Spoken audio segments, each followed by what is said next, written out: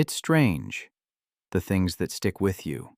Even now, years later, I can't shake some of the animal encounters we investigated for Animal Quest back in 2025.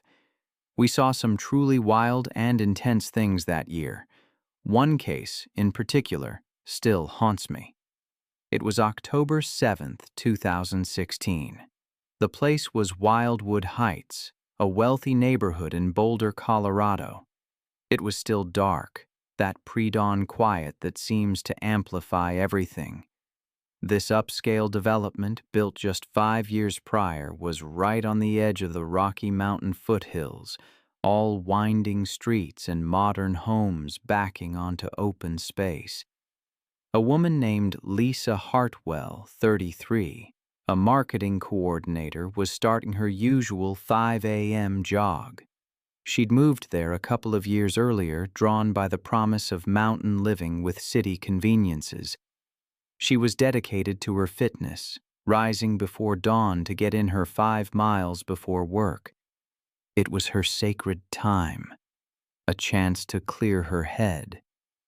The autumn had been unusually dry.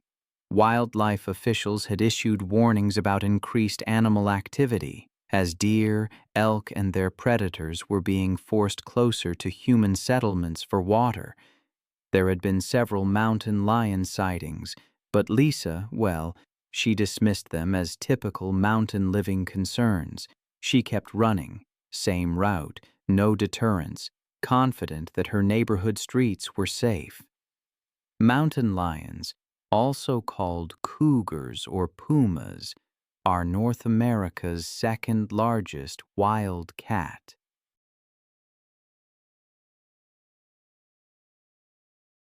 Adult males can weigh between 115 and 220 pounds. They're incredible hunters, built for mountainous terrain with stealth, speed, and a jumping ability that lets them leap 15 feet vertically or 45 feet horizontally. They're ambush hunters, relying on surprise attacks, usually targeting the neck and spine. That morning, Lisa was running, unaware that a 140-pound male mountain lion had been stalking a mule deer through a drainage culvert beneath the street she was approaching. Lisa's appearance disrupted the hunt, startling both the deer and the lion. The deer bolted, disappearing into the darkness, leaving the frustrated predator crouched in the shadows of the concrete opening. The attack came without warning. Lisa passed within 10 feet of that culvert. The mountain lion exploded from the shadows, covering the distance in a single leap. His paws struck Lisa between the shoulder blades, sending her crashing to the ground. Her scream was cut short as the lion's jaws clamped down on the back of her neck. His teeth pierced muscle and vertebrae. His claws raked across her back and shoulders, opening deep gashes. The 140-pound cat used his strength to drag Lisa's body into the culvert, where the darkness would provide cover while he fed. Lisa's body was recovered 3 hours later by police and wildlife personnel. The mountain lion had retreated further into the drainage network. Lisa had died from massive trauma to her neck and spine. The lion's bite had been instantly fatal.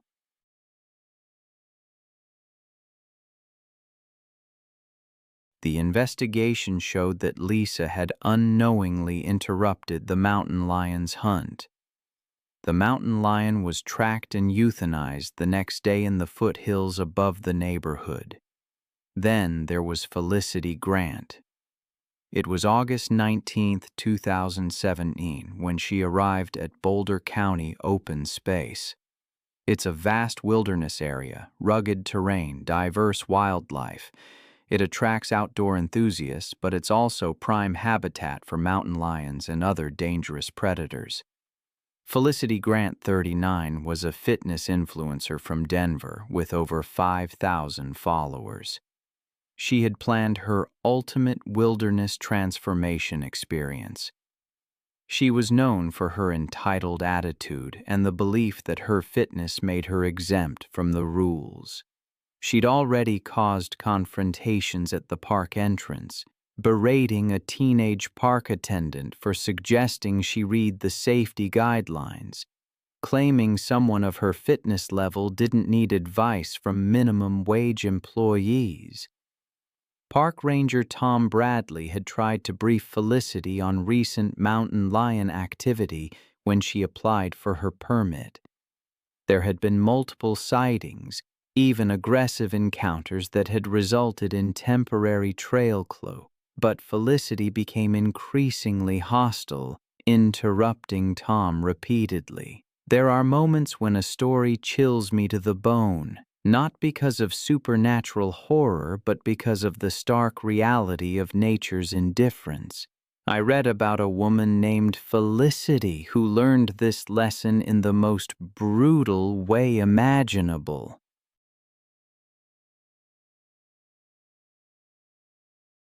She chose to ignore every warning, every sign, every shred of common sense, and paid the ultimate price. It's a grim tale, but one that speaks to the power and the peril of the natural world. Felicity, an influencer, had a run-in with a park ranger who dared to question her. She demanded to speak to his supervisor, calling him incompetent and a fearmonger. Another hiker, Maria Santos, a local trail runner, tried to warn her about the dangers of solo hiking at dawn. But Felicity dismissed her with cruel words, accusing her of jealousy and suggesting she was sabotaging a superior athlete. Felicity specifically chose the Rabbit Ears Pass Trail for her solo dawn run, deliberately ignoring the trail close signs, claiming they didn't apply to elite athletes like herself. She even tore down warning notices, insisting that taxpayers like her had every right to use public trails. Mountain lions, I've learned, are among North America's most efficient apex predators, perfectly adapted for hunting in mountainous terrain.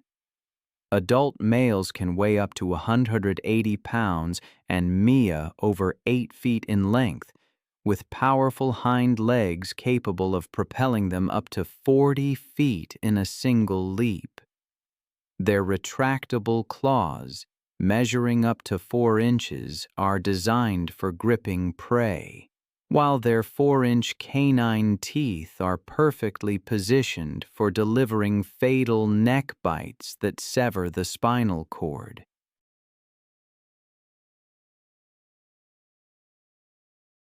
These solitary hunters are primarily ambush predators that prefer to attack from behind and above, using incredible stealth and patience to get within striking distance before launching devastating surprise attacks. Mountain lions are particularly drawn to prey that exhibits erratic movement patterns, heavy breathing, or other signs of distress. Felicity began her solo trail run at 5:30 a.m., deliberately choosing the pre-dawn hours to avoid what she called inferior hikers. She wore noise-canceling headphones playing loud electronic music and carried a backpack containing raw steaks for her post-workout protein meal. The combination of her erratic running pattern, heavy breathing, and the scent of fresh meat created perfect conditions to attract a hunting mountain lion. A 140-pound male mountain lion had been actively hunting in the area and had established a territory that included the Rabbit Ears Pass Trail. The powerful predator detected the scent of fresh meat from over a mile away and began tracking Felicity's movement through the forest. The cougar began stalking Felicity along the ridge above the trail, using rocks and trees to remain hidden while closing the distance. As Felicity rounded a sharp bend, the mountain lion positioned itself on a large boulder approximately 15 feet above the path.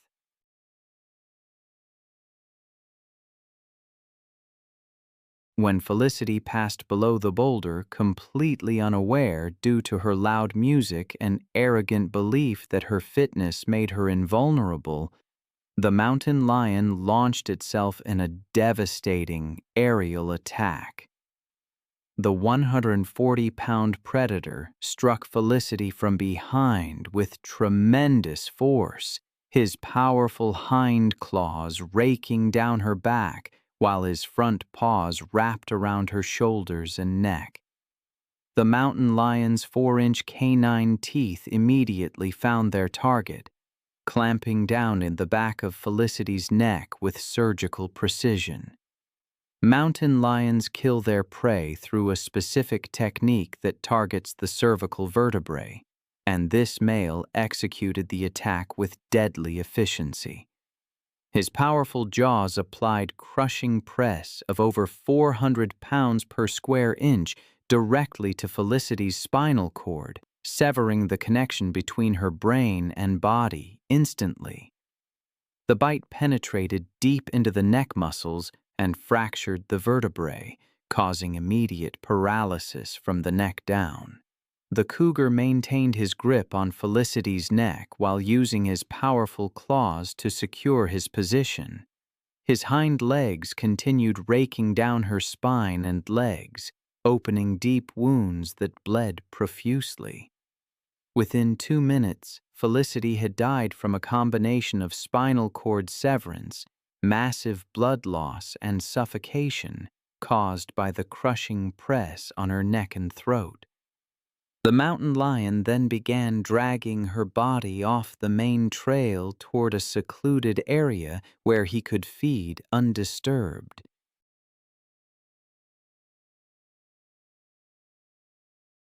Felicity's body was discovered 3 days later by a search and rescue team organized when she failed to return. The discovery location and condition of the remains were consistent with a mountain lion attack and subsequent caching behavior. The contrast is stark, isn't it? The arrogance of perceived invincibility against the cold, efficient hunger of a predator. But the wilderness isn't the only place where hubris can lead to tragedy.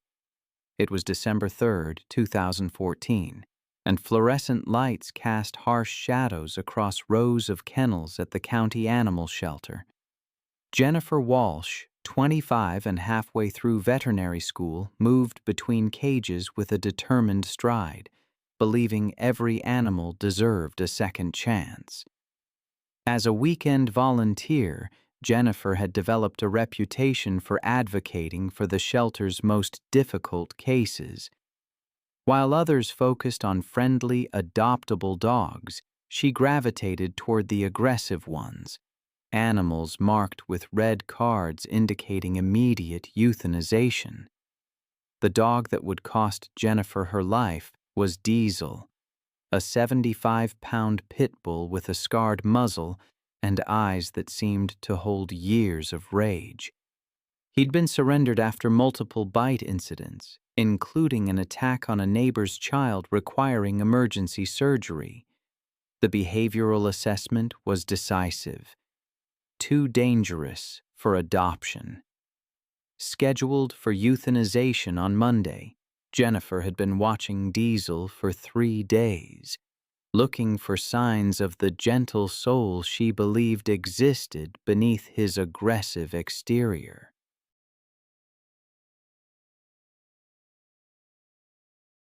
She'd seen him pace restlessly, heard him growl at anyone who approached, watched him destroy every toy placed in his cage, but she'd also noticed what she interpreted as vulnerability. Moments when he pressed against the back wall, briefly softening when he thought no one was watching. The shelter's protocol was clear. Dogs like Diesel were never to be handled alone. Staff with years of experience and proper equipment were required for any interaction with red card animals. But Jennifer had convinced herself that Diesel's aggression was fear-based, that what he needed was one-on-one attention. On that December afternoon, with most staff busy and senior volunteers handling other duties, Jennifer made the decision that would cost her her life. She approached Diesel. There are moments in my line of work that stay with me, cold and sharp, for years. The death of Jennifer, a young woman who dreamed of becoming a veterinarian, is one of them. She died because she mistook fear for aggression and kindness for safety. It happened at a shelter. Jennifer was tasked with moving a dog named Diesel to an isolation room for evaluation. Diesel's body language was clear, teeth bared, hackles raised, a low growl rumbling from his chest. But Jennifer saw fear, not a threat. When she opened the kennel, Diesel seemed to calculate, assessing her position. This hesitation gave her the confidence to slip a lead around his neck and guide him to the small, barren room.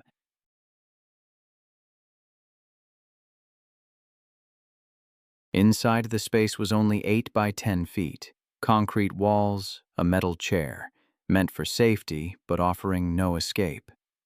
Jennifer removed Diesel's lead, thinking freedom would relax him. He stood rigid, eyes fixed on her. She sat, speaking gently, unaware she was being evaluated.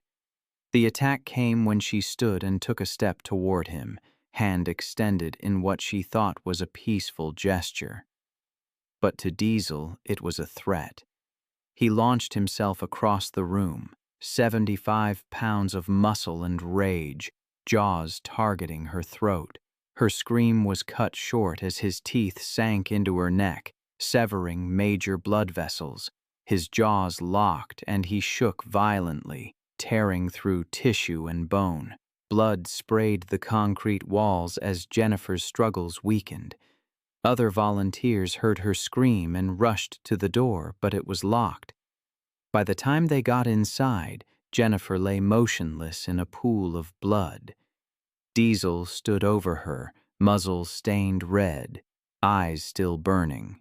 Paramedics arrived, but it was too late. Jennifer was gone. Diesel was immediately euthanized. The investigation revealed that Jennifer had violated safety protocols, ignored warning signs, and put herself in a dangerous situation. The shelter implemented new security measures, and Jennifer's death became a cautionary tale in veterinary schools.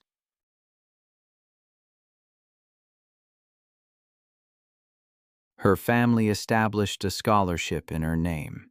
But for students studying wildlife conservation, a final acknowledgement that some animals, no matter how much love they're shown, remain fundamentally dangerous. And it makes me think of another case years later that carried the same chilling echo. It was April 17, 2018, in Florida. The air was heavy over Sunshine Primate Sanctuary, a place that claimed to rescue primates but seemed more interested in exploiting them for tourist photos. The facility housed over 30 primates in substandard conditions, generating revenue through photo sessions. Jessica Rodriguez, a 31-year-old veterinary technician, visited the sanctuary with her husband, believing it was a legitimate conservation effort. She had always been passionate about animal welfare, documenting animal care and recovery through photos. Her dedication had driven her to pursue her veterinary technology degree. She volunteered at legitimate sanctuaries and supported organizations working to protect great apes. She believed her visit to Sunshine Primate Sanctuary would help promote conservation. That afternoon, Jessica participated in what the facility called an educational encounter with King, a 350-pound silverback gorilla. The sanctuary's safety measures were minimal. A chain-link barrier separated visitors from the enclave, with no additional protection or supervision. Silverback gorillas are incredibly powerful, with the strength of 10 men.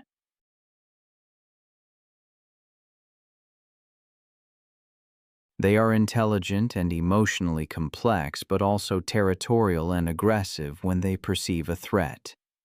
It's almost impossible to imagine the power of a gorilla until you see it firsthand, or, tragically, hear a story like Jessica's.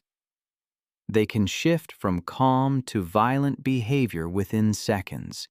Their massive hands can grip with crushing force, and their powerful jaws? Sharp canine teeth capable of inflicting severe wounds. Jessica, as I understand it, approached the barrier with her camera, hoping to capture images that would convey the gorilla's intelligence and emotional depth. The gorilla, named King, appeared calm as he sat near the fence. He was a magnificent animal. His massive frame relaxed as he observed the human visitors with what seemed like curiosity. Jessica began photographing him, excited about the conservation message she could share through these intimate portraits. Then came the fatal moment. Jessica decided to reach through the fence to touch King. She believed that physical contact would create a more powerful image for her conservation advocacy. She'd observed the gorilla's calm demeanor and, tragically, interpreted it as friendliness rather than what it likely was, the calculated patience of a territorial animal assessing potential threats. King's reaction was instantaneous and devastating. The moment Jessica's hand passed through the barrier, the 300 feet FB silverback grabbed her arm with crushing strength and pulled her against the chain-link fencing.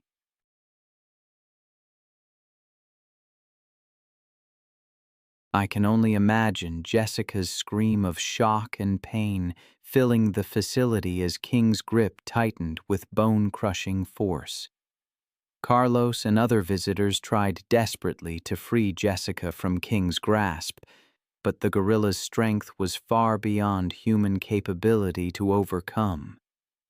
King's massive hand maintained its crushing grip on Jessica's arm, while his other hand reached through the barrier to grab her head and shoulders, pulling her harder against the inadequate fencing. The silverback's territorial instincts drove him to continue the assault. His powerful hands inflicted devastating trauma to Jessica's head, neck, and arms while she remained trapped against the barrier. Jessica's attempts to break free only seemed to increase King's aggressive behavior as he interpreted her struggles as continued threats to his territory. Jessica's movements grew weaker as massive blood loss and crushing injuries overwhelmed her body. King's grip never loosened as he continued to pull her against the barrier, his territorial fury focused entirely on eliminating what he perceived as an intrusion into his domain. Within minutes, Jessica's struggle ceased as King's brutal assault proved fatal.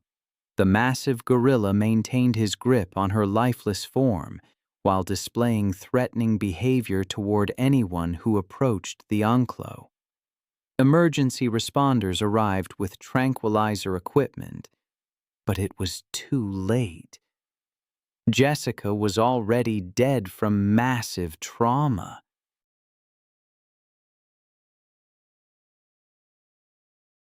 The investigation revealed that Sunshine Primate Sanctuary had been operating as an illegal roadside zoo, exploiting both animals and visitors for profit while providing inadequate safety means and animal care. The facility was immediately raided and shut down by state authorities, with all primates relocated to legitimate sanctuaries. King was transferred to an accredited facility with proper containment and enrichment programs where he could live out his remaining years in conditions appropriate for his species. Jessica's death prompted enhanced regulations for facilities claiming to operate as animal sanctuaries and stricter enforcement of existing wildlife protection laws. Jessica's family established a foundation supporting legitimate primate conservation efforts, ensuring that her genuine passion for animal welfare would continue through organizations that truly protected great apes rather than exploiting them for profit. It was March 18, 2017. The upscale Asheville, North Carolina neighborhood of Mountain View Estates was experiencing the first warm evening of spring. The residential development, built on the slopes of the Blue Ridge Mountains, featured large lots with mature trees and natural landscaping that blended seamlessly with the surrounding forest. Maria Santos, a 41-year-old single mother and part-time dog walker, was making her evening rounds through the neighborhood's winding streets, caring for the pets of wealthy residents who relied on her services.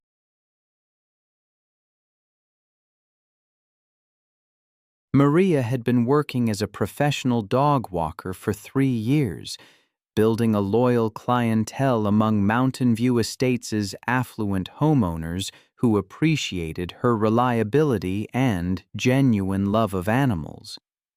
She often walked multiple dogs simultaneously, managing up to 6 animals at once while maintaining perfect control and ensuring each pet received individual attention.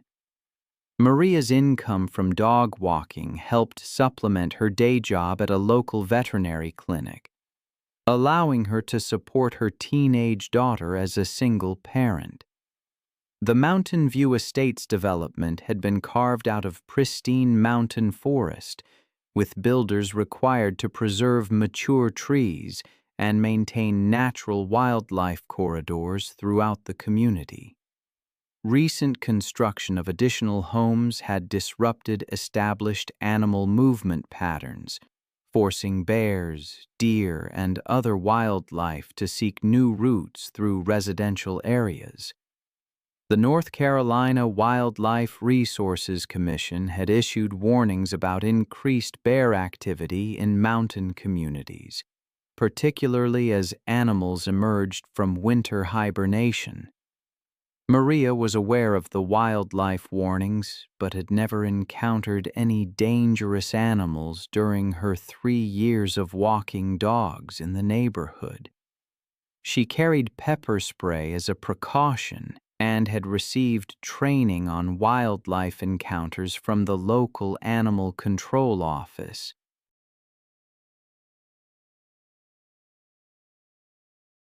On this particular evening, she was walking 3 large dogs, 2 German shepherds and a golden retriever, along the community's main street when she noticed unusual activity near a row of garbage cans. Black bears are North America's most common bear species, with adult females typically weighing between 200 and 400 lb.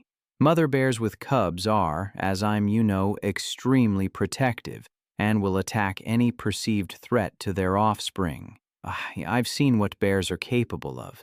They possess the strength to break down doors and overturn cars. Their claws and teeth can inflict devastating injuries. When I read about Maria, I couldn't shake the image from my mind. Maria approached the intersection, unaware that a 300-pound female black bear and her 2 cubs were rummaging through garbage cans. The mother bear was feeding on discarded food while her cubs played nearby. Maria began backing away slowly, but her 3 dogs became agitated and started barking aggressively at the bears. The mother bear's protective instincts were triggered. She rose to her full height and began making aggressive vocalizations, positioning herself between the dogs and her offspring. Maria tried to retreat, but the dogs continued barking, escalating the situation. The mother bear charged, covering the 30 yards in seconds. Maria, entangled in the leashes, fell onto the asphalt street. The dogs scattered, leaving Maria vulnerable as the enraged bear approached.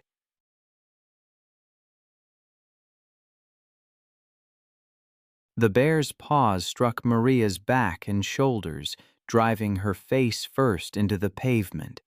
Her jaws clamped down on Maria's head and neck.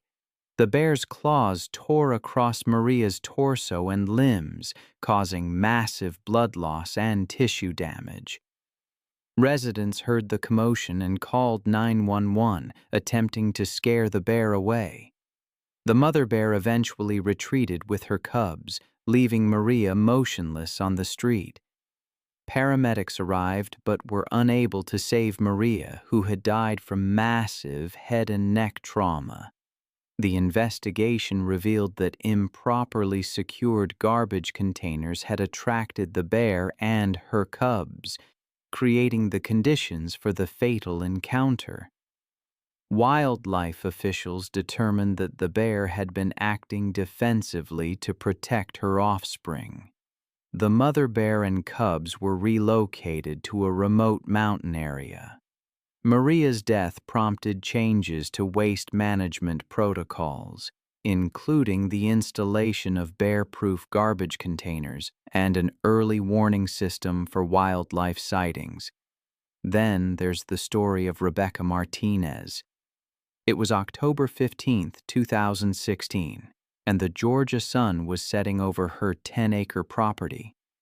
The constant barking of 40 rescue dogs echoed across the land. It had become the soundtrack of her life. At 34, Rebecca had spent 8 years building her unofficial sanctuary, taking in dogs that other shelters wouldn't touch. The aggressive ones, the biters, the animals marked for immediate euthanization.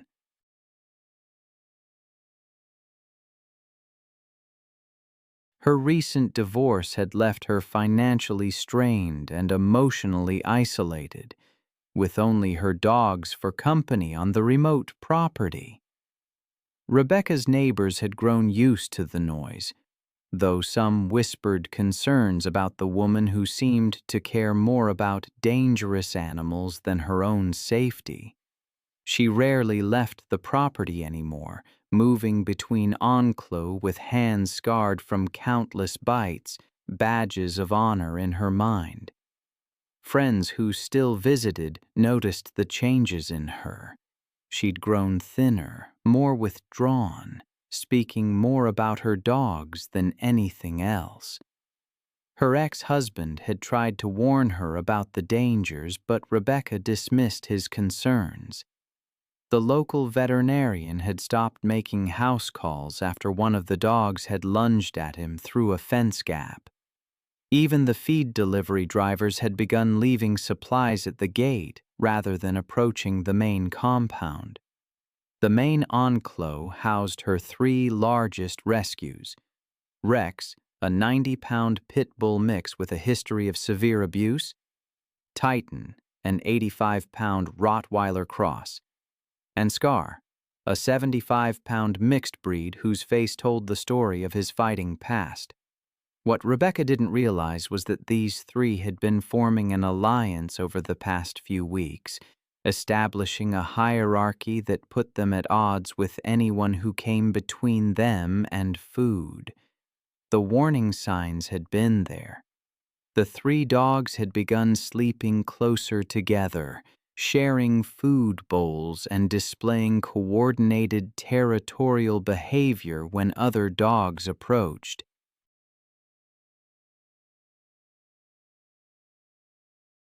They'd started following Rebecca's movements more intently during feeding times, their body language shifting from grateful anticipation to something more predatory.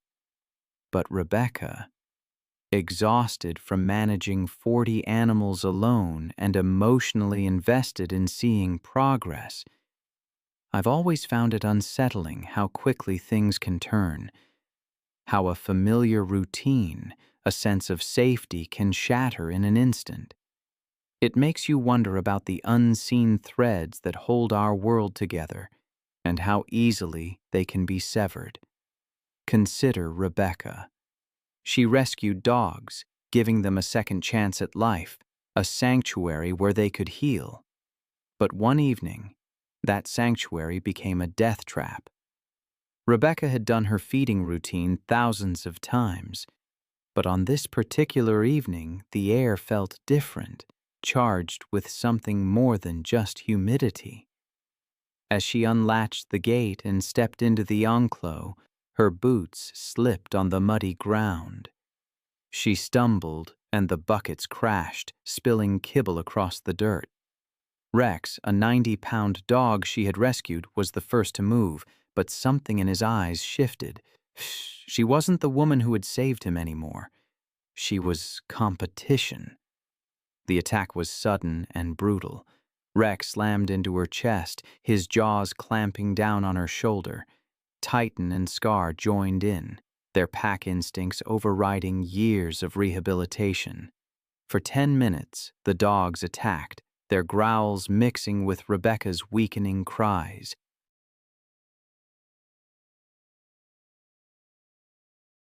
When they finally backed away, she lay motionless in the mud, her body broken and torn. For 3 days, her body remained undiscovered. It wasn't until a delivery driver arrived with dog food that the scene was uncovered. The 3 dogs were euthanized, along with 12 others deemed too dangerous for relocation. Her death sparked debates and new regulations about unlicensed rescue operations. It all came too late for Rebecca. Then there was Camille Morel, a fitness instructor from Versailles. She was a woman of routine, discipline, and precision. After months of teaching classes, she decided to spend a weekend at the Thori Zoo Safari, seeking tranquility in nature. She'd visited before and loved waking up to animal sounds. She booked a chalet, planning to keep her running habit intact in the open air. The park's trails were well marked and considered safe during visiting hours. She'd read the safety pamphlet and trusted the system. I still think about Camille sometimes. The image of her, alone in the enclosure, the wolves moving in that slow, deliberate arc. It stays with you. She'd seen them behind fences before. She thought the barrier must be nearby.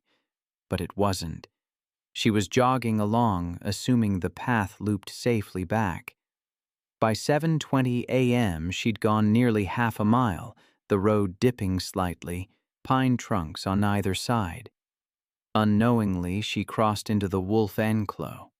The wolves had been fed the previous evening, but the cold night had left them restless.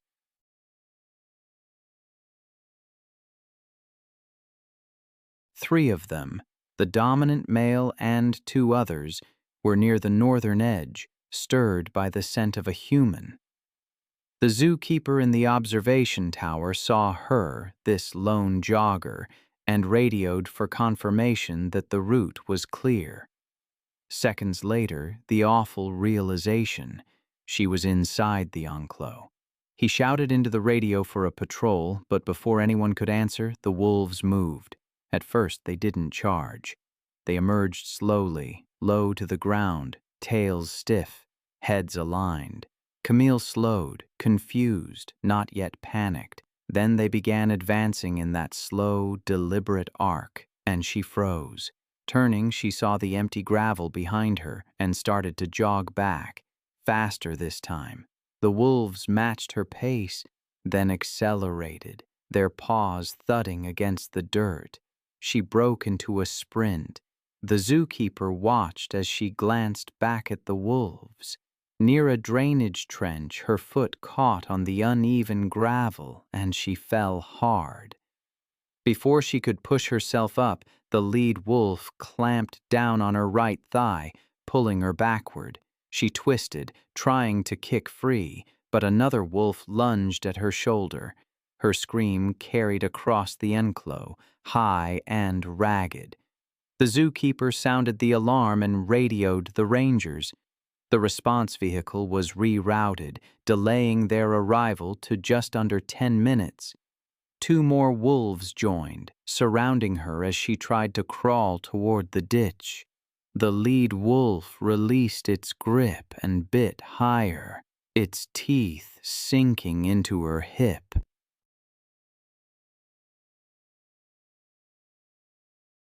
She struck out with her hands, scraping the gravel, trying to push herself forward, but one of the animals bit into her arm, shaking until it tore free. Within moments, she was on her back, thrashing as the pack pulled from opposite sides. She kicked weakly once more, then went still. The rangers arrived within 10 minutes. They found the wolves clustered over Camille's body, heads low. Warning shots sent them scattering into the trees.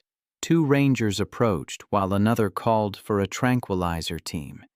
Camille lay on her side, clothing torn, deep bites from shoulder to thigh. One ranger checked for a pulse and found none. They covered her with a thermal blanket and secured the area until all 5 wolves were sedated.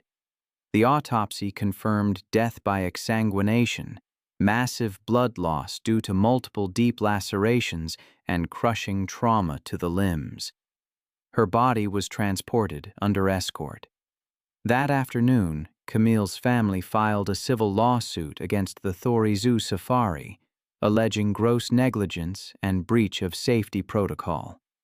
After a year of investigation, the court ruled in favor of the family. The park quietly settled without appeal. Following the incident, a criminal negligence inquiry and an independent enclos audit were conducted. Thori Zoo Safari implemented procedural retrofits, installing interlocks and alarms that trigger if any gate remained unlatched for more than 15 seconds. It was July 22, 2016.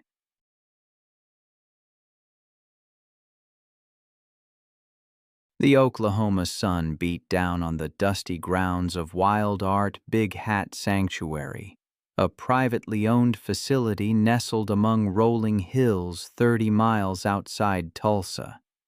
The 50-acre property housed over 20 rescued lions, tigers, and other exotic cats in a collection of chain-link enclos that stretched across the rural landscape.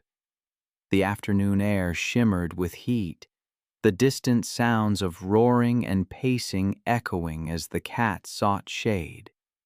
Ashley Martinez, a 23-year-old college student from Dallas, had discovered the sanctuary through social media while road tripping with her boyfriend, Jake, through Oklahoma's roadside attractions.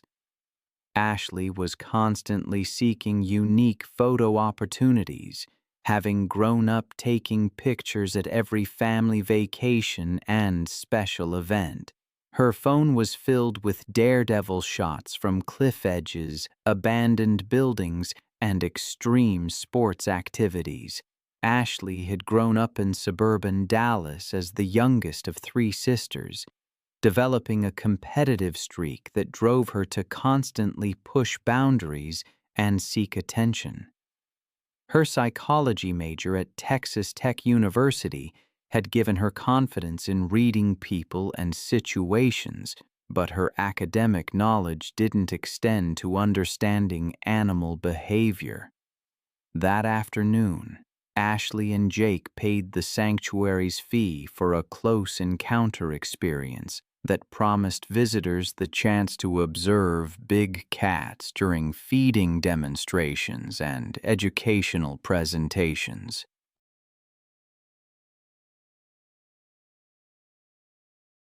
The facility operated in a legal gray area, offering interactions that legitimate zoos and accredited sanctuaries would never permit. African lions are apex predators that retain all their wild instincts regardless of human contact or hand-rearing. Adult males can weigh up to 420 pounds and possess incredible strength, speed, and territorial behaviors that make them extremely dangerous in captivity. Lions are social animals with complex hierarchies, but they view humans as either threats to be eliminated or prey to be consumed. Their powerful jaws can deliver bite forces exceeding 650 pounds per square inch, while their razor-sharp claws can inflict fatal wounds with a single swipe. I've always been struck by how quickly things can change in the wild, how a single moment can alter everything. Consider the story of Ashley, a young woman who, in 2018, visited an exotic animal sanctuary. She saw Caesar, a 400-pound African lion, and driven by the desire for a photo, she climbed over a safety barrier. What happened next was a brutal reminder of the power of instinct. Ashley, excited by the feeding demonstration, saw her chance for a close-up selfie with Caesar.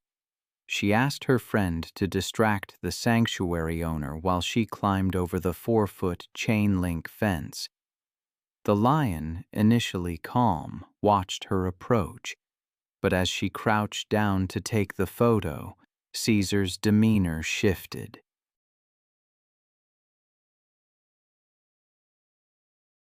His ears flattened, his tail twitched, and in an instant, millions of years of predatory programming kicked in. The attack was sudden and devastating. Caesar launched himself at Ashley, his paws striking her chest, his claws tearing into her torso and shoulders. His jaws clamped down on her neck, his canine teeth puncturing through muscle and vertebrae. The sanctuary owner, alerted by the screams, arrived too late. Ashley's movements ceased within minutes.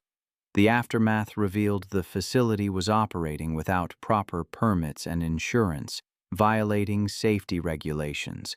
Caesar was relocated.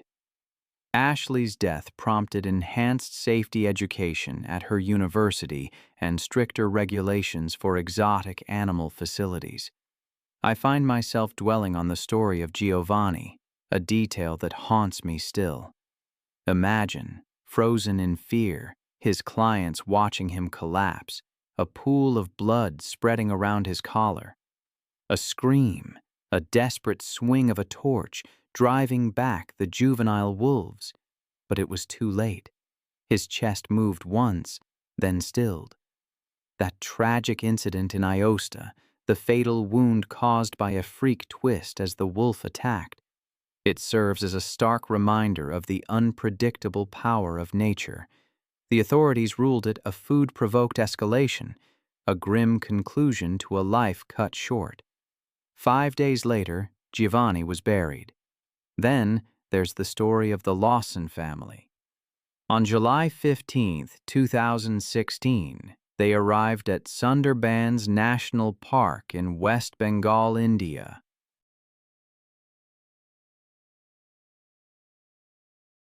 I can picture that vast mangrove delta stretching before them, a maze of tidal channels where the Ganges meets the Bay of Bengal. Ancient mangrove trees rising from the brackish water, their roots creating an impenetrable network.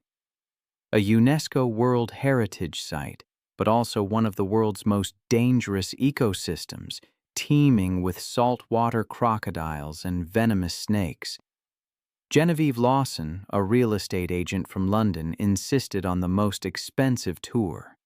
She was, by all accounts, a demanding woman, quick to berate their local guide, Ravi, and dismiss safety warnings as mere fear-mongering.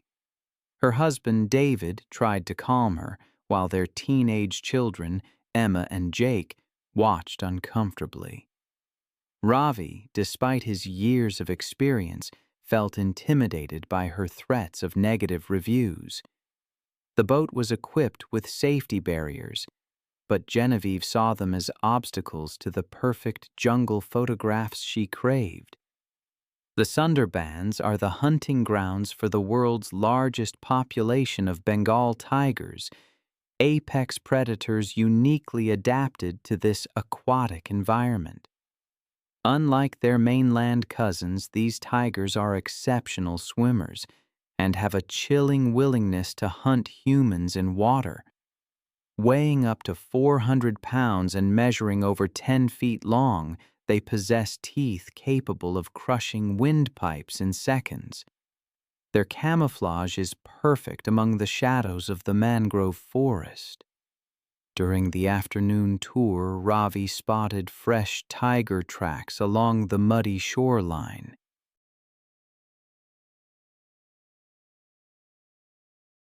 He cut the engine and whispered for silence, explaining that a large male tiger had recently passed through the area. But Genevieve, frustrated by the distance, declared she needed closer photographs. Against all protests, she stepped over the safety barrier and into the chest-deep water, camera held high. Unbeknownst to the group, a massive 400-pound male Bengal tiger had been resting nearby. These tigers are ambush predators, using the water to approach prey silently. This particular tiger had killed humans before and recognized the sounds of someone entering his territory. He slipped into the water, swimming toward Genevieve with only his eyes and nose visible. As Genevieve photographed the tiger tracks, she remained completely unaware of the approaching danger. The tiger closed the final 20 feet underwater, its powerful limbs propelling it through the murky channel. Then, the attack. It erupted from the water with explosive violence. The tiger surfaced directly behind Genevieve and clamped its jaws around her throat. Its teeth crushed her windpipe with immense force. Genevieve's body went rigid as the tiger's teeth severed major blood vessels, causing massive internal bleeding. The tiger pulled her backward into deeper water, maintaining its crushing grip. There's a silence that descends with the snow in the remote forests of eastern Russia. On November 15, 2016, that silence was broken only by the steady fall of flakes, muting even the sounds a tiger might make.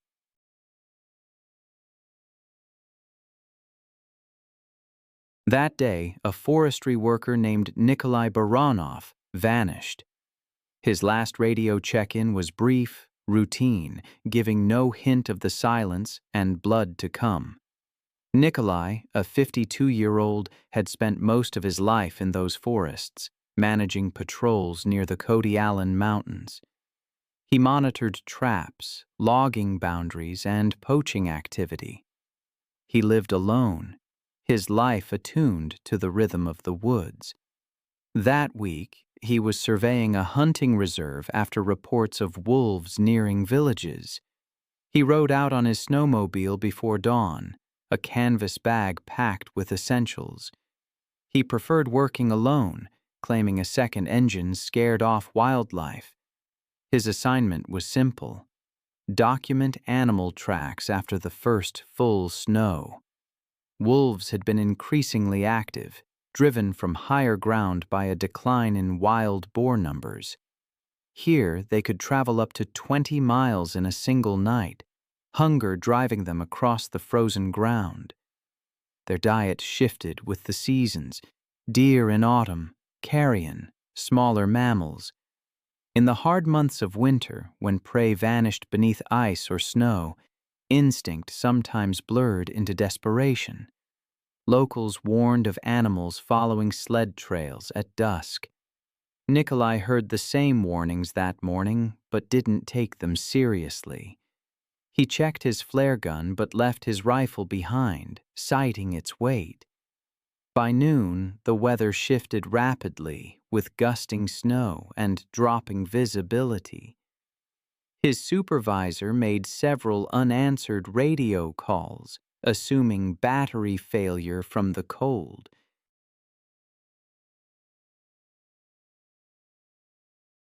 When evening came and Nikolai still hadn't returned, Yevgen, a neighboring ranger and longtime friend, prepared to follow his route. Evgeny rode out around 5 p.m. with a flashlight and a sidearm. The tracks were faint but visible, a single snowmobile line winding north, stopping abruptly about 800 meters from the ridge. The engine was half buried in snow, its headlight faintly glowing. Prints showed Nikolai had dismounted, perhaps to clear ice from the track. Around the site, another pattern emerged. Paw marks, deep and overlapping, circling. The snow bore drag lines, evidence of pacing. Then the circle tightened. From that point, the scene unfolded as a struggle. Human footprints turned erratic, moving backward. A snapped branch at chest height, a torn glove 10 feet away. A smear of blood marked the snowmobile's side panel. 30 feet beyond, the snow showed clear impressions of multiple bodies pressing down. Wolves and man. The wolves had likely approached silently, using the cover of snowfall and wind.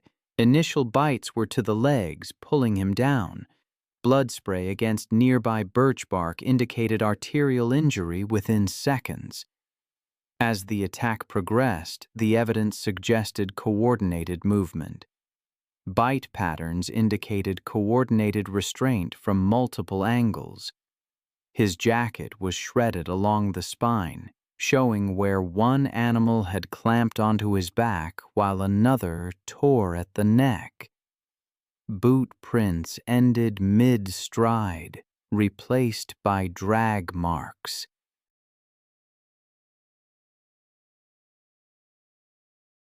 Evgeny followed them cautiously, revolver drawn. The forest was unnervingly still. He found the body 30 meters downhill near a frozen stream. The snow around it was flattened and red.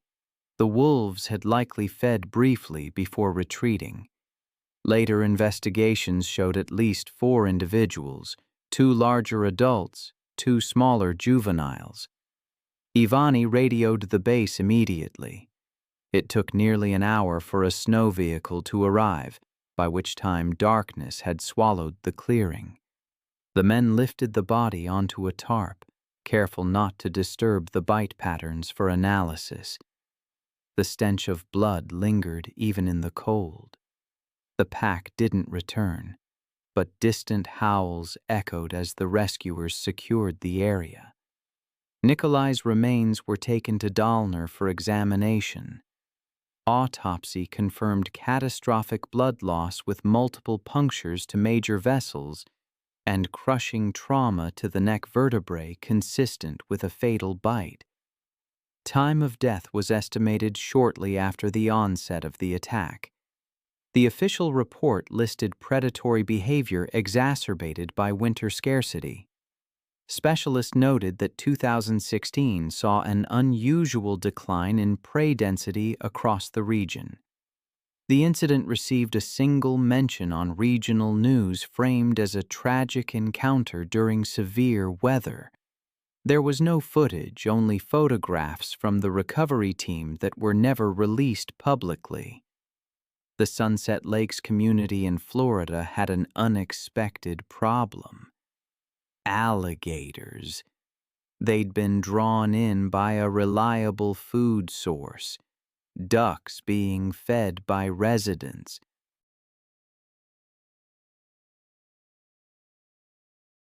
And these weren't your average gators.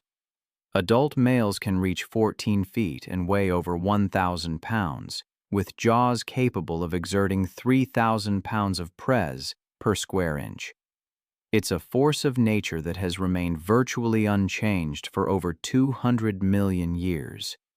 Walt, a recent transplant from Ohio, learned this the hard way.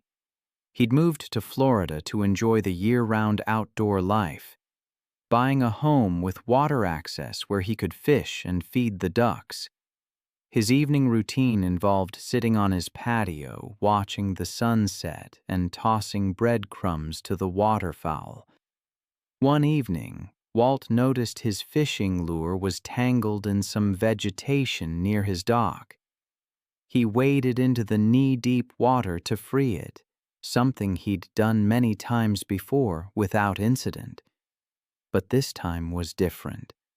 Unbeknownst to Walt, a 12-foot alligator had been submerged and motionless near the dock for over an hour, waiting for the ducks.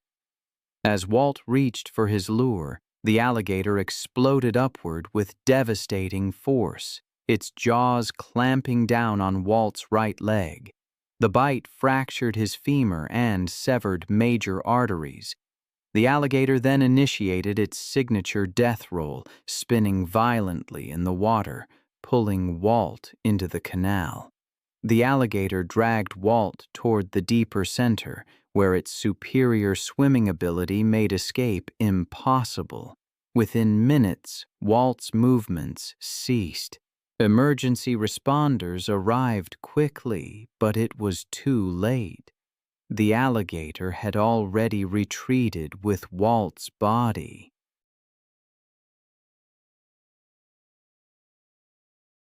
It was later discovered that Walt's duck feeding had inadvertently attracted the alligator to his property, leading to the fatal attack. The Sunset Lakes community quickly installed warning signs around all retention ponds and canals. It was a stark reminder that even in a seemingly peaceful setting, the wild can be unpredictable and dangerous. Just a few weeks later, on September 8, 2014, Michael Chen, a 35-year-old software engineer from Seattle, was on his first visit to the Florida Everglades. He was on a cross-country road trip celebrating a recent promotion. He'd always been fascinated by technology and outdoor adventure, and his engineering background gave him confidence in analyzing risks. Michael had joined a small group airboat tour that promised close encounters with alligators and other Everglades wildlife. The tour guide, a weathered Floridian with decades of swamp experience, repeatedly warned passengers to remain seated and keep their hands inside the boat. These weren't just suggestions, they were rules for survival in a place where alligators, apex predators unchanged for 200 million years, ruled. I've always been captivated by the raw power of apex predators, how they perfectly embody their environment. The American alligator, for instance, is impeccably adapted as an ambush hunter in aquatic settings.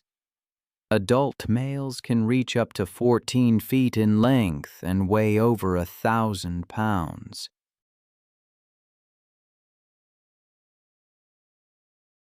Their jaw muscles can exert over 3,000 pounds of press per square inch.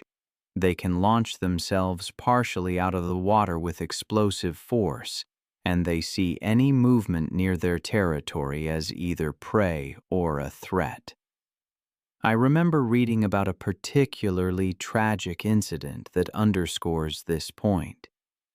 An airboat tour was progressing smoothly when the guide spotted a massive alligator sunning itself on a mud bank, only about 20 feet away. The reptile was an exceptional specimen, easily 12 feet long and weighing over 800 pounds. It was perfectly still in the afternoon heat, a prehistoric form basking in the sun. One of the passengers, a man named Michael, began photographing this magnificent predator, excited to capture images of such an impressive wild animal. Sadly, his enthusiasm overtook his caution, and he leaned farther over the boat's edge to get closer shots. The fatal moment came when Michael's phone slipped from his grip and began falling toward the dark water. Without thinking, he lunged forward, desperately trying to catch his expensive device before it disappeared into the swamp. Unbeknownst to Michael, the massive alligator had been monitoring the boat's presence. His sudden movement triggered an immediate attack response. The 800-pound reptile exploded from the mud bank with terrifying speed, its powerful tail propelling it through the water like a missile aimed directly at Michael's exposed position.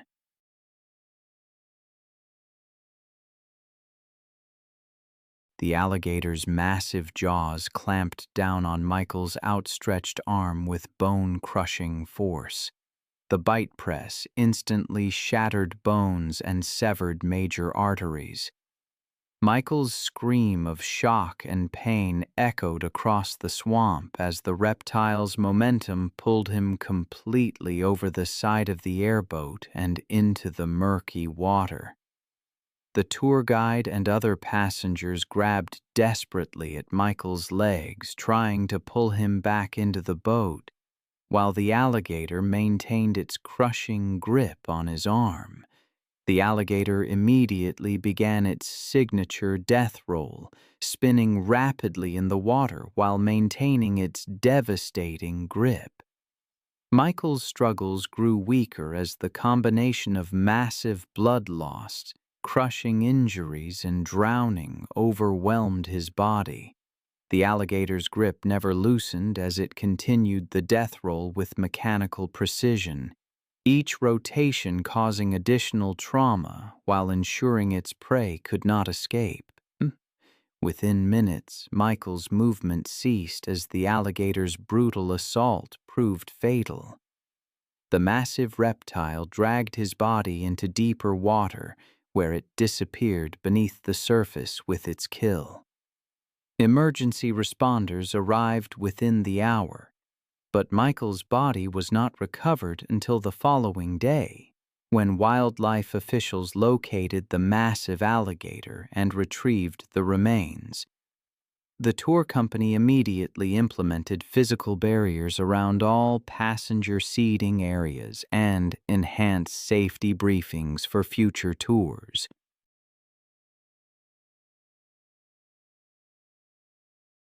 Michael's death prompted his family to advocate for stricter safety regulations in the wildlife tourism industry. The incident highlighted the deadly consequences of ignoring safety warnings around apex predators and became a cautionary tale about the dangers of prioritizing photography over personal safety. It was July 8, 2017, and the Detroit summer heat shimmered off abandoned lots as Maria Santos loaded her car with dog food and water. At 28, she'd spent 5 years walking dogs by day and feeding Detroit's feral population by night. Recently laid off, she'd been spending more time in dangerous neighborhoods, trying to help animals most people considered beyond saving. The economic collapse had hit Detroit hard, leaving entire neighborhoods abandoned and creating perfect breeding grounds for packs of wild dogs. These weren't lost pets. They were second and third generation feral animals that had never known human kindness, surviving by scavenging and defending territory with savage efficiency. Maria's regular route took her through 6 abandoned lots, each home to a different pack. She knew their hierarchies, feeding schedules, and individual personalities, but the newest group concerned her the most, 6 dogs led by a large German Shepherd mix she'd nicknamed Alpha, including several animals she didn't recognize. This pack was hungrier, more aggressive, and less predictable than the others. But Maria's compassion overruled her caution.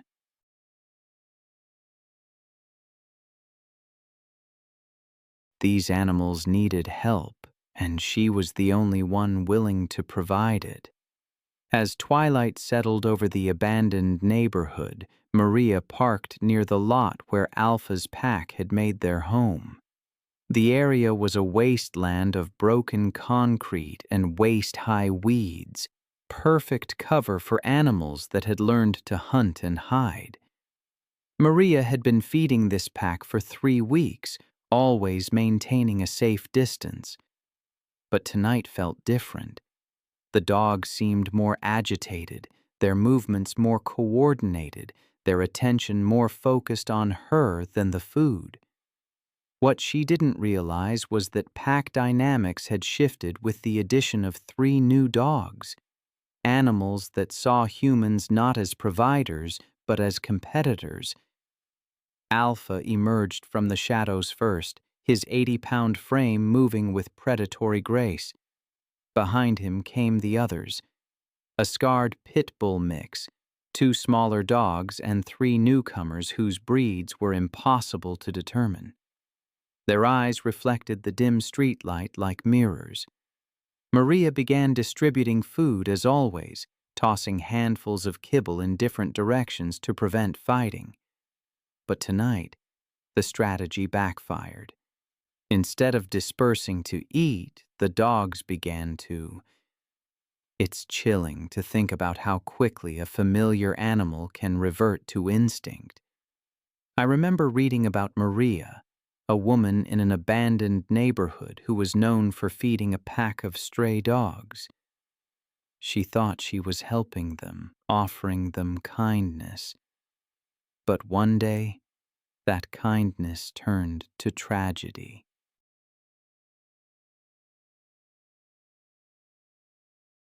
The dogs, 6 in total, had surrounded her, their movements coordinated. When 2 of the smaller ones started fighting over food, she stepped in to break it up. That was the fatal mistake. In that instant, Alpha, the apparent leader, saw her not as a caregiver, but as competition. His lips curled back, and he attacked. The force of the 80-pound dog hitting her chest sent her reeling. His jaws clamped down on her arm, and the others joined in, their pack mentality overwhelming any memory of her generosity. They dragged her deeper into the lot. It was a coordinated attack that spoke to generations of predatory instincts, honed by years of survival.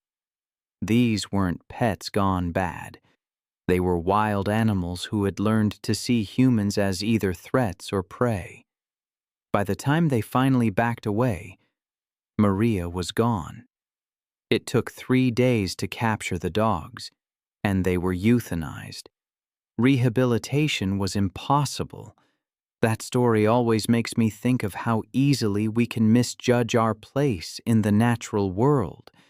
It reminds me of another incident, this one involving chimpanzees. It was September 8, 2015, when Kendra Sullivan, a wildlife photographer, arrived at the Namba Island Chimpanzee Sanctuary in Uganda. The sanctuary was a haven for orphaned and rescued chimps, a semi-natural environment on a 100-acre forested island on Lake Victoria. I've often wondered about the precise moment when instinct takes over, when survival becomes the only imperative.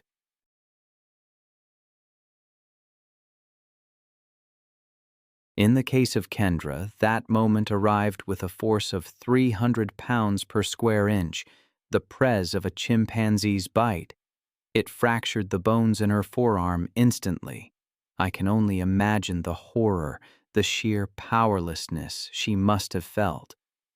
Bozo, driven by instinct, targeted her face, her neck, his massive canine teeth, over 2 inches long and razor-sharp, tearing into her. The attack, lasting nearly 2 minutes, was relentless. His jaws crushed facial bones, tore away skin and muscle, severing major blood vessels. Her attempts to defend herself were futile against his overwhelming strength.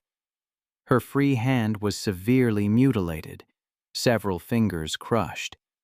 It was a coordinated assault that left no chance of escape.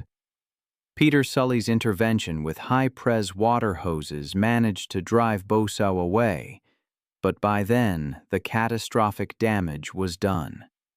Kendra died from blood loss and the sheer trauma of her injuries before help could arrive. The investigation that followed focused on security failures, a grim reminder of the unpredictable nature of wild animals and the importance of respecting their boundaries. Then, there's the story of David Lasky and his cousin Jeff.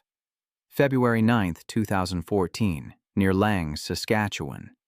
It began as a routine trip into the boreal forest, a landscape I know well from my own travels. David, a part-time wildlife photographer, and Jeff often joined him to retrieve SD cards from trail cams. They were familiar with the woods, with the wolves that roamed there.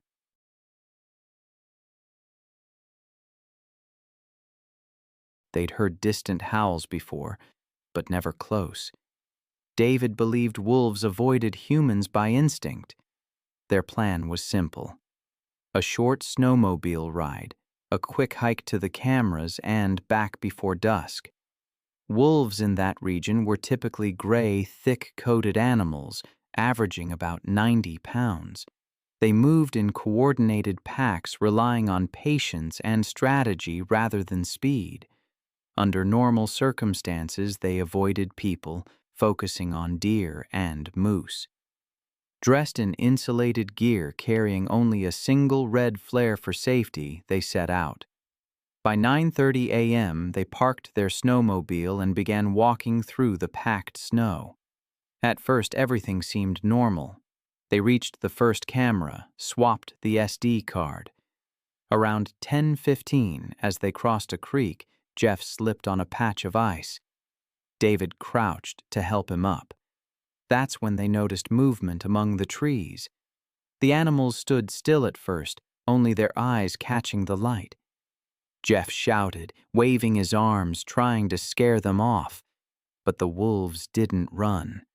Unbeknownst to the men, a freshly killed deer lay half buried in the snow nearby.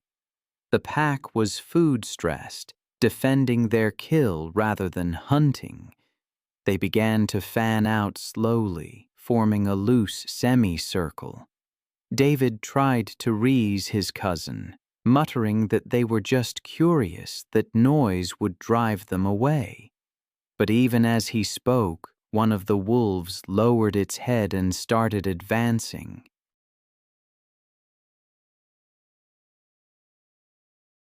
The men began backing up the slope toward their snowmobile, moving quickly but without turning. The wolves followed, quiet and steady. Then the first lunge came. I've spent years studying the borderlands between the wild and the domestic, but there are some stories that still haunt me. The one about what happened on December 9, 2018, is one of them. It was an unusually warm winter evening in Canyon Vista, a hillside community in suburban Los Angeles, a place where urban sprawl meets the wild chaparral of the Santa Monica Mountains. The wolves retreated into the trees, growling low as they vanished. Jeff had been swinging the flare, trying to keep them away. He pressed on his cousin's wound, but it was too deep. Within a minute, the movement stopped. He pulled David's camera bag close and used his phone to call for help. Reception cut in and out, but a faint signal reached a nearby ranger station. Authorities arrived about 40 minutes later by snowmobile. They found Jeff sitting beside the body, shaking uncontrollably. Wolf tracks surrounded the site in a broad ring with drag marks leading back toward the tree line and the cached deer carcass. The official report listed cause of death as exsanguination from femoral artery trauma, consistent with large animal bites. Provincial conservation officers, assisted by federal wildlife agents, closed the area within the hour.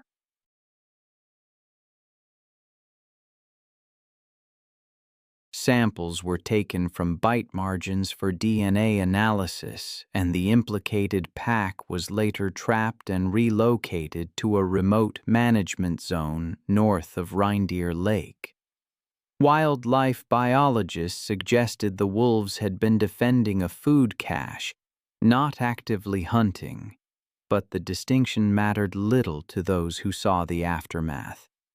That same day, Kevin Chen, a 16-year-old high school junior and varsity basketball player, was running late after practice and decided to take his usual shortcut through an undeveloped lot rather than follow the longer route along the main road. Kevin was an honor student and star athlete who balanced academic excellence with athletic achievement, earning recognition as one of his school's most promising college prospects. He lived with his parents and younger sister in a modern home that backed up against the natural open space that made Canyon Vista such a desirable address. Kevin often used the informal trails and vacant lots to move quickly between his home and school, a practice that had never caused any problems during his 4 years in the neighborhood.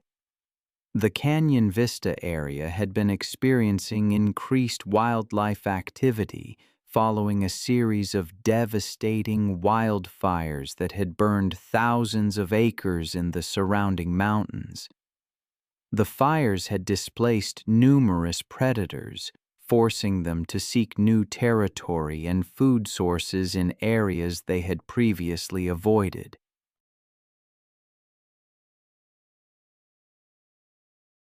Local authorities had issued warnings about mountain lion sightings in residential areas, but most residents viewed these as routine precautions rather than serious threats. Kevin was aware of the wildlife warnings, but had never encountered any dangerous animals during his frequent use of the neighborhood's informal trail system. He carried his basketball gear in a backpack and typically moved quickly through the undeveloped areas, confident that his familiarity with the terrain and his athletic ability would keep him safe from any potential threats. Mountain lions are solitary predators that require large territories to support their hunting needs, with adult males controlling ranges of up to 100 square miles. Juvenile males are particularly dangerous as they establish new territories, often displaying more aggressive behavior than experienced adults.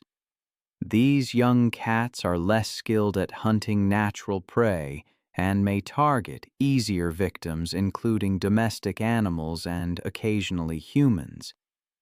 Mountain lions are capable of incredible stealth and can stalk prey for extended periods before launching surprise attacks from close range. As Kevin jogged through the overgrown vacant lot, he was unaware that an 80 lb juvenile male mountain lion had been using the area as a hunting ground for domestic cats and small dogs that wandered from nearby homes.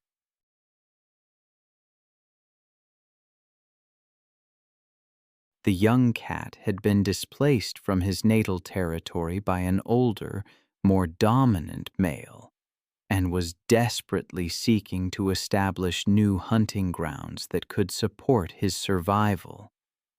The mountain lion had been stalking Kevin for several hundred yards, moving silently through the dense brush while staying downwind to avoid detection. The cat's hunting instincts were triggered by Kevin's size, movement pattern, and the fact that he was alone and vulnerable in the predator's newly claimed territory. The attack came from behind as Kevin navigated through a particularly dense section of chaparral. The 80 lb mountain lion launched himself from the brush with explosive force, his powerful hind legs propelling him through the air to land squarely on Kevin's back. The impact drove Kevin face first into the rocky ground, while the cat's claws found purchase in his shoulders and back. The mountain lion's jaws clamped down on the back of Kevin's neck, his foreign canine teeth puncturing through muscle and vertebrae, while his bite force targeted the spinal cord. Kevin's attempts to fight back with his backpack proved futile against the cat's superior strength and positioning. The mountain lion's razor-sharp claws raked across Kevin's shoulders and torso, each swipe opening deep gashes that caused massive blood loss.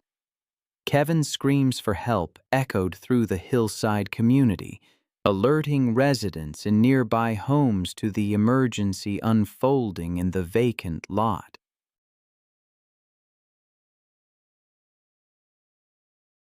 Several homeowners called 911 while attempting to locate the source of the disturbance, but the dense vegetation made it difficult to pinpoint Kevin's exact location. The mountain lion continued his attack for several minutes, driven by predatory instincts and the stress of establishing new territory. Police and paramedics arrived within 10 minutes of the first 911 call, using Kevin's continued cries for help to locate him in the brush. There are places where wealthy people pay a fortune for a once-in-a-lifetime photo with a dangerous predator. These private facilities operate outside of legitimate wildlife conservation, offering interactions that accredited zoos would never allow. I've always been fascinated by the intersection of human desire and the raw power of nature, and these exotic ranches embody that tension perfectly. On November 3, 2015, one of these ranches in East Texas became the site of a terrible tragedy. The Lonier Exotic Ranch sprawled across 300 acres of countryside. One afternoon, the sun cast long shadows across custom-built enclosures housing tigers, lions, and other big cats acquired through questionable channels. Brandon Walsh, a 27-year-old personal trainer from Houston, had heard about the ranch through word-of-mouth recommendations. He was passionate about fitness and adventure, always seeking new challenges. He'd saved for months to afford this experience, viewing it as the ultimate test of courage and confidence around dangerous animals.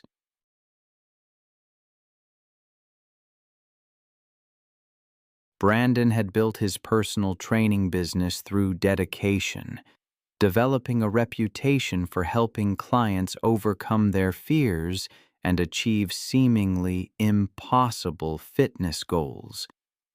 His confident personality and fearless approach had made him popular, though his success had perhaps made him overconfident.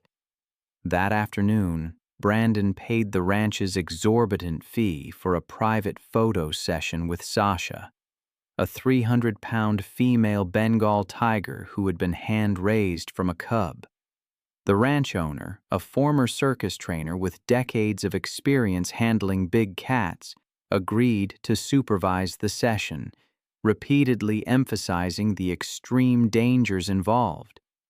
Bengal tigers are among the world's most powerful predators, with adult females weighing up to 350 pounds. They possess incredible strength, speed, and hunting instincts that remain sharp regardless of human contact. These magnificent cats are solitary, territorial animals that can become extremely aggressive when their personal space is violated. Their powerful jaws can deliver bite forces exceeding 1,000 pounds per square inch, while their razor-sharp claws can grow up to 4 inches long. The photo session began with Brandon positioned outside Sasha's enclosure, capturing dramatic shots of himself posed near the massive predator while maintaining the safety barrier between them. However, Brandon quickly became frustrated with the distance, believing he needed closer contact to create the dramatic photos he had envisioned.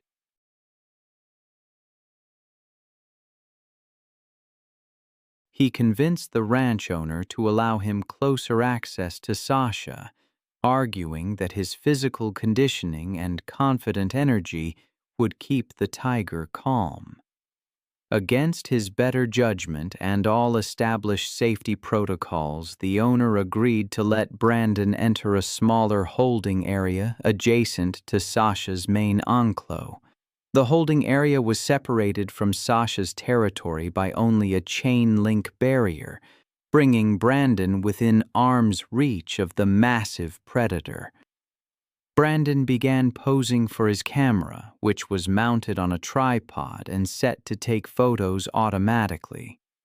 His fatal mistake was crouching down next to the barrier and extending his hand towards Sasha, believing that his confident demeanor would demonstrate his dominance over the apex predator.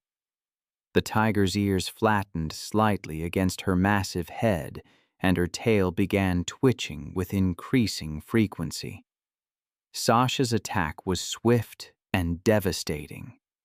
The moment Brandon moved suddenly to adjust his pose for another photo, the tiger's hunting instincts activated with explosive force.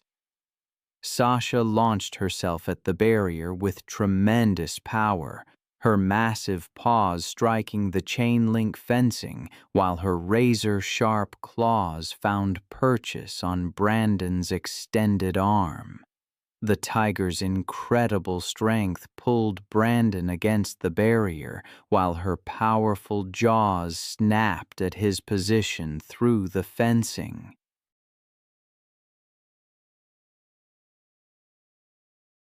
The tiger's claws raked across Brandon's arm and shoulder, opening deep gashes that immediately began bleeding profusely, while her crushing grip prevented any possibility of retreat.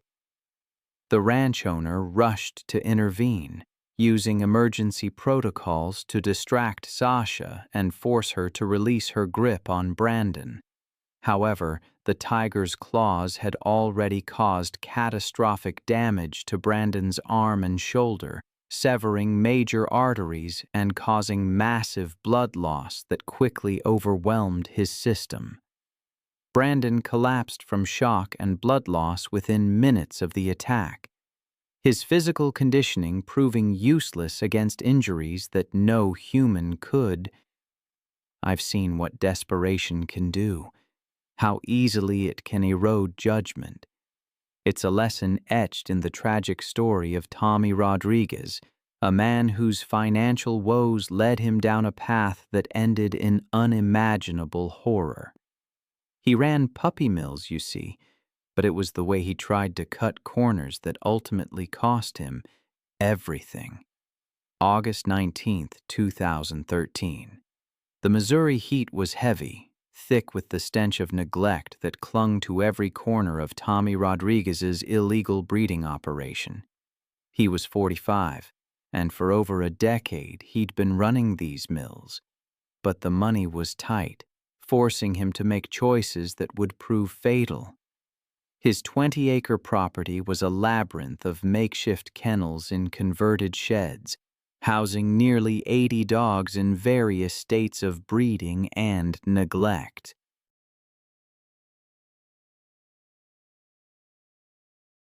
He specialized in popular breeds, selling them for high prices to unsuspecting buyers.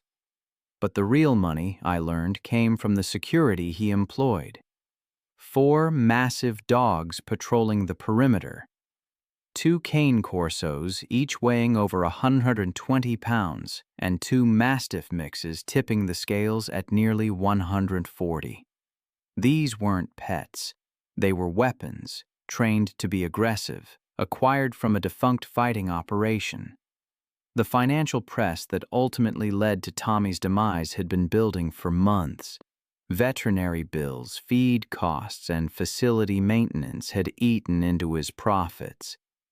Increased scrutiny from animal welfare organizations had forced him to operate more carefully, but he'd been cutting back on everything: food, medical care, even basic maintenance. The guard dogs, once fed premium meat, were now reduced to scraps and cheap kibble. Tommy didn't realize that hungry guard dogs are exponentially more dangerous than well-fed ones.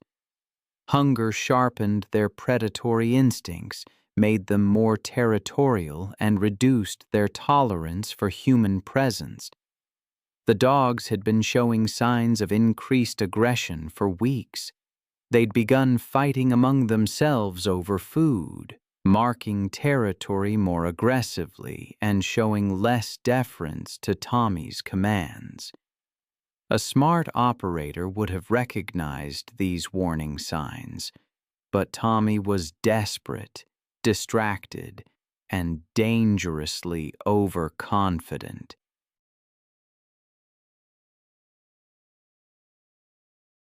On that sweltering August night, Tommy made his final rounds of the property, checking on breeding females and security systems.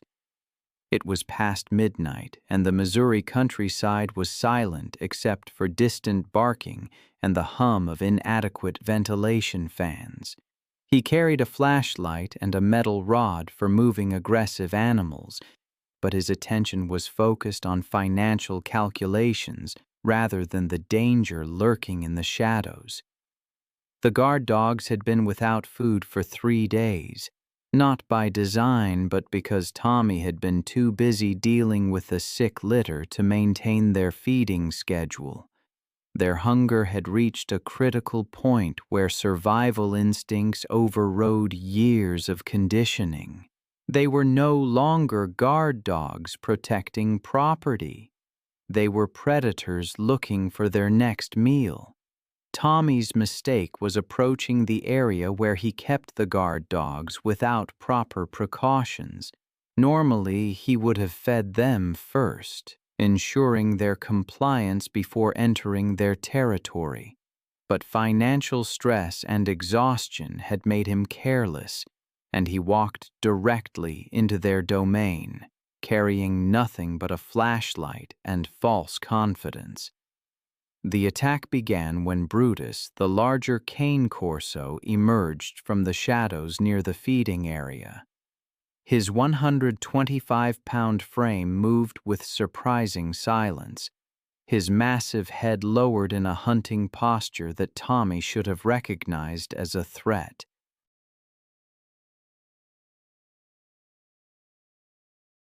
Behind him came the others: Titan, the second cane corso; Rex, a 140-pound Mastiff mix; and Scar, whose scarred muzzle told the story of his fighting background. Tommy realized the danger too late. As he turned to retreat, Brutus launched himself forward, his powerful jaws clamping down on Tommy's left eye with crushing force. The impact drove Tommy to the ground, his flashlight spinning away into darkness as he screamed for help that would never come. The other 3 dogs joined the attack within seconds, their pack instincts fully engaged. Rex grabbed Tommy's right arm, his massive jaws crushing bone as he shook violently. Titan went for the torso, his teeth tearing through clothing and flesh with mechanical efficiency. Scar circled the attack, darting in to bite and retreat, his fighting experience evident in his tactical approach. Tommy's screams echoed across the empty countryside, but his nearest neighbor was over 2 miles away. The dogs worked with the coordination of experienced predators. Their attacks focused on disabling their prey rather than killing quickly. They had learned patience in their previous lives, and hunger had made them methodical in their violence.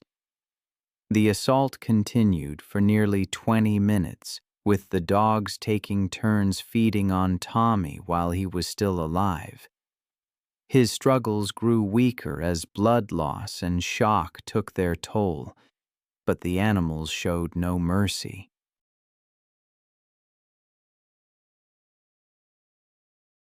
They had been conditioned to view violence as normal, hunger as constant, and humans as either threats or food sources. The animals he exploited ultimately became his executioners. It's a chilling thought, isn't it? Their hunger and desperation turned them into the very monsters he tried to create. I've read accounts of animals turning on their owners before, but Tommy's story, it always struck me as particularly bleak. His body lay broken and partially consumed in the dirt near the feeding area, surrounded by the very dogs he used to guard his illegal operation. The guard dogs retreated, their hunger temporarily sated, but their aggression remained. Tommy's body went undiscovered for 3 weeks. The dogs, left to their own devices, continued to feed on his remains. The rest of his breeding operation slowly collapsed.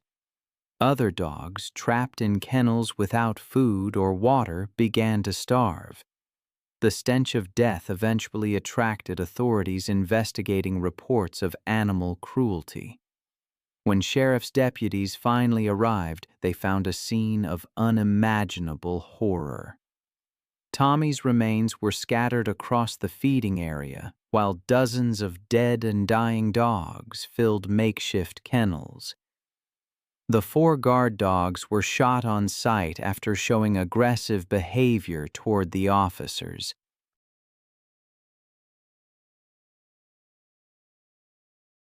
The investigation revealed the full extent of Tommy's illegal operation.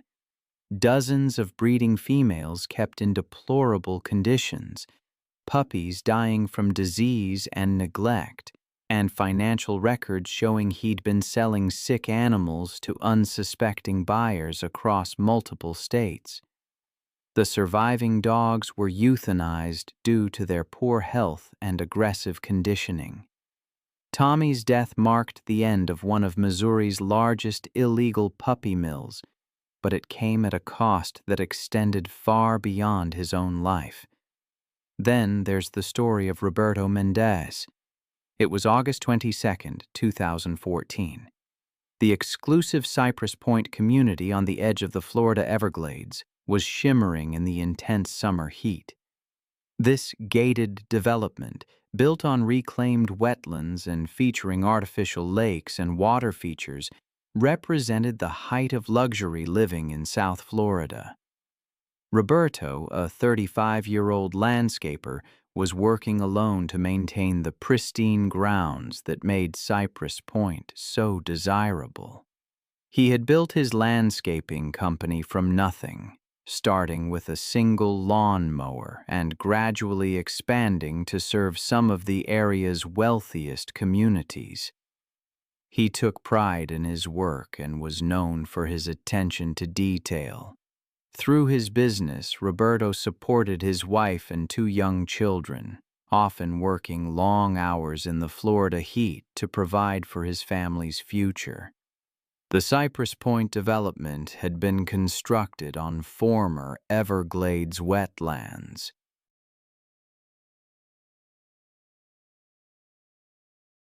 Developers created an elaborate system of decorative ponds and water features connected to natural waterways through canals and drainage systems. The artificial lakes were stocked with ornamental fish and surrounded by tropical landscaping that required constant maintenance. Recent heavy rains had raised water levels throughout the region, creating ideal conditions for wildlife movement between natural and artificial water systems. Roberto was familiar with Florida's wildlife. He'd encountered alligators, snakes, and other dangerous animals during his years of outdoor work. He maintained a healthy respect for these creatures and typically checked water features carefully before working near them. But on this particular afternoon, he was trimming decorative bushes around one of the community's smaller ornamental ponds when his expensive hedge trimmer slipped from his hands and fell into the shallow water. American alligators are perfectly camouflaged ambush predators. They can remain motionless for hours, waiting for prey to approach. Adult females typically emeo 8 to 10 feet in length and can weigh up to 200 pounds, possessing incredible speed and power when attacking. Alligators are most dangerous when protecting nesting sites or when surprised by humans who venture into their territory. Their bite force exceeds 2,000 pounds per square inch, and their death roll technique is designed to disorient and drown prey in aquatic environments.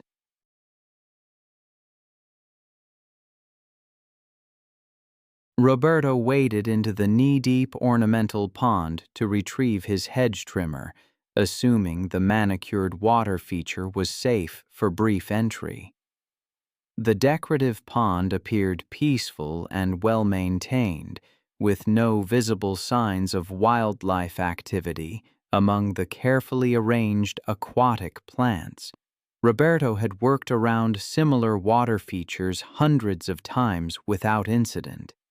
The attack came the moment Roberto's feet touched the pond's muddy bottom. A 10-foot female alligator, lying motionless among the decorative vegetation, exploded into action. Her powerful jaws clamped down on Roberto's right leg with devastating force. The massive reptile's bite instantly fractured his tibia and fibula, while her teeth punctured through major arteries and muscle tissue. The alligator immediately initiated her signature death roll, spinning rapidly in the water while maintaining her crushing grip. The violent rotation pulled Roberto off his feet and into the deeper center of the pond, where the gator's aquatic advantages became overwhelming. Roberto's desperate attempts to break free only triggered the alligator's instincts to bite down harder and roll more aggressively. Roberto's screams echoed across the manicured grounds as the alligator continued her relentless death roll. The spinning motion dislocated Roberto's knee and hip while causing massive internal bleeding and tissue damage. The ornamental pond's clear water turned red as Roberto's struggles grew weaker with each rotation.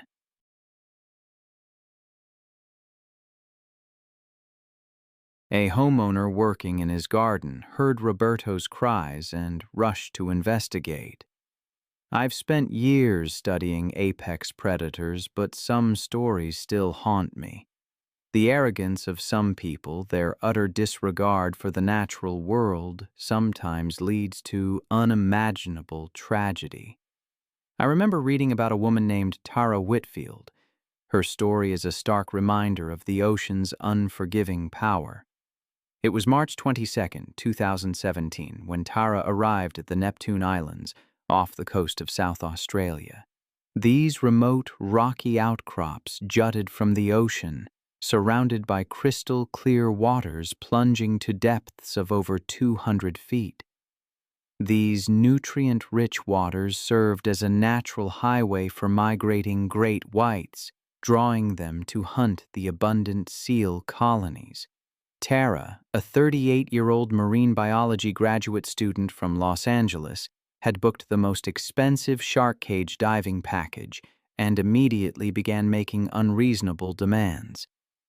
Known for her entitled attitude, she berated Captain Steve Morrison and marine biologist Dr. Lisa Chen multiple times during the morning briefing. Her boyfriend, Brad Mitchell, watched uncomfortably as Tara screamed at the crew for their pathetic safety restrictions. Captain Morrison, with 18 years of experience, had dealt with difficult clients before, but Tara's aggressive behavior and lack of empathy alarmed him. She demanded that the protective cage be removed, claiming she deserved unrestricted access to the sharks because she had paid a premium price.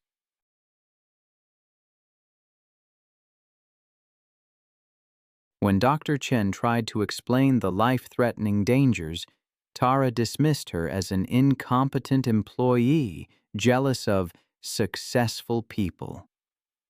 Tara had convinced herself that her graduate student status and expensive booking fee entitled her to special treatment. She threatened to destroy the company's reputation online and file lawsuits if the crew didn't provide her with the extreme experience she demanded. Her complete disregard for safety became evident when she suggested that crew members should enter the water first to test whether the sharks were dangerous. The waters around Neptune Islands hosted some of the largest great white sharks on Earth, apex predators that had ruled these seas for over 400 million years. These magnificent hunters can reach lengths of over 20 feet and weights exceeding 4,000 pounds, with massive triangular heads housing rows of razor-sharp, serrated teeth. Each tooth measures up to 3 inches in length and is designed to slice through flesh and bone with devastating efficiency. Great whites possess the most powerful bite force of any living creature, capable of exerting over 4,000 pounds per square inch of crushing press.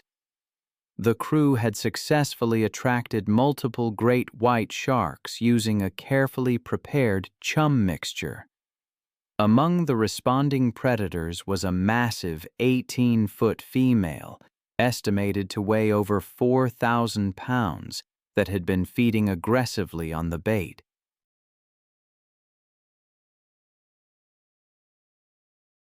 The enormous shark displayed classic hunting behaviors, circling the boat with calculated precision while investigating the steel diving cage. Before entering the water, Tara secretly loosened the connections on her diving regulator, planning to create a fake equipment malfunction that would justify exiting the protective cage. She believed she was clever enough to manipulate the situation to get the unrestricted shark access she felt entitled to. Once submerged in the protective cage, Tara immediately began signaling fake distress to the surface crew, pointing frantically at her sabotaged regulator. Captain Morrison initiated emergency procedures to bring her to the surface. But instead of ascending, Tara swam away from the cage toward the feeding sharks, believing her superior intelligence made her invulnerable. Her erratic swimming movements created the exact type of distressed prey behavior that triggers great white hunting instincts. The massive female great white detected Tara's panicked swimming immediately and abandoned the chum bait to investigate this new potential prey. The enormous predator approached from below at speeds exceeding 25 miles per hour. The shark's assault was swift and devastating. Rising from the depths like a living torpedo, the great white struck Tara from below with tremendous force, its massive jaws opening to reveal rows of gleaming serrated teeth.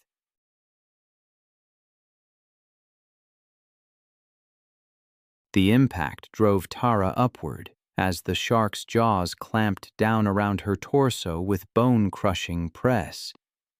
The razor-sharp teeth sliced through her wetsuit and deep into her chest and abdomen.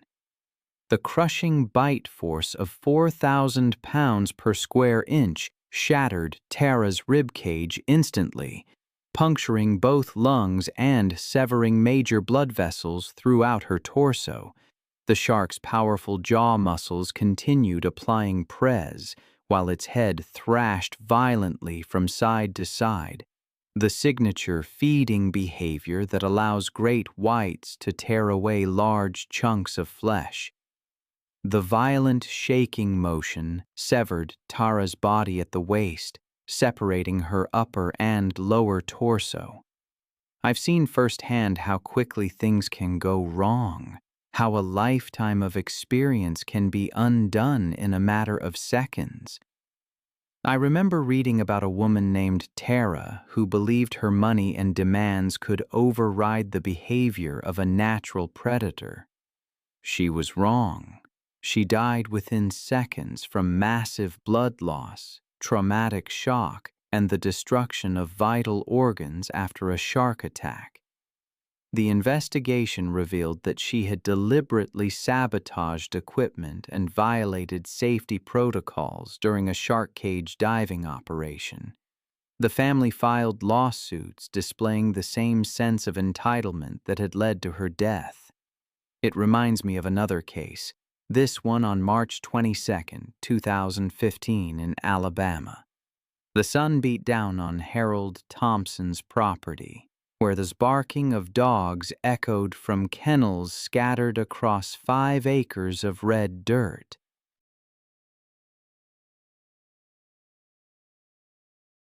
Hank, as everyone called him, was 71. He moved slowly between the enclos, carrying water with the confidence that came from 20 years of dog breeding. He and his wife Martha had built their operation from nothing, specializing in Rottweilers and German Shepherds. What had started as a hobby had grown into a modest business with 8 breeding females and 3 males producing litters they sold across the southeast. But age had made Hank careless about safety protocols. In his younger days, he never would have entered a kennel alone, especially with breeding males during territorial phases. He'd seen what these dogs could do, the power in their jaws, the speed of their attacks, but experience had bred overconfidence. The centerpiece of their operation was Brutus, a 130-pound Rottweiler whose massive frame made him their most sought-after stud. At 4 years old, he was in his prime, with a bloodline tracing back to German working dogs. His offspring commanded premium prices from buyers seeking protection animals. Recently, though, Brutus had been showing increased aggression. A minor injury to his left rear leg had left him limping and irritable, causing him to snap at Martha when she tried to examine the wound. The veterinarian had prescribed pain medication, but the dog's temperament had grown increasingly unpredictable.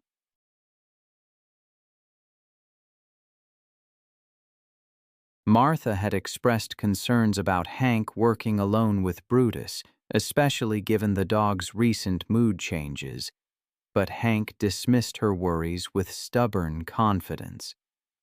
He'd raised Brutus from a puppy and believed their bond was unbreakable.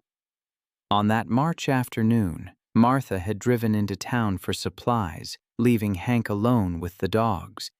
The kennels needed cleaning. Water bowls required filling. Work Hank had done thousands of times before. Brutus watched from his kennel as Hank approached, the dog's dark eyes tracking every movement with an intensity that should have served as a warning. The animal was panting heavily despite the shade, his injured leg causing him to shift uncomfortably. Pain has a way of making even docile animals unpredictable, and Brutus was far from docile. Hank unlocked the kennel gate and stepped inside, bucket in hand, his attention focused on the dirty water bowl in the corner. He'd performed this routine hundreds of times, but today, Brutus was different. The dog's ears were pinned back, his tail held low, his massive body coiled with tension.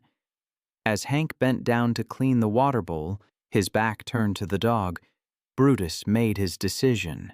There was no growling, no warning, just 130 pounds of muscle launching through the air with devastating force. The impact drove Hank face first into the concrete floor, his bucket clattering away as Brutus's jaws found their target.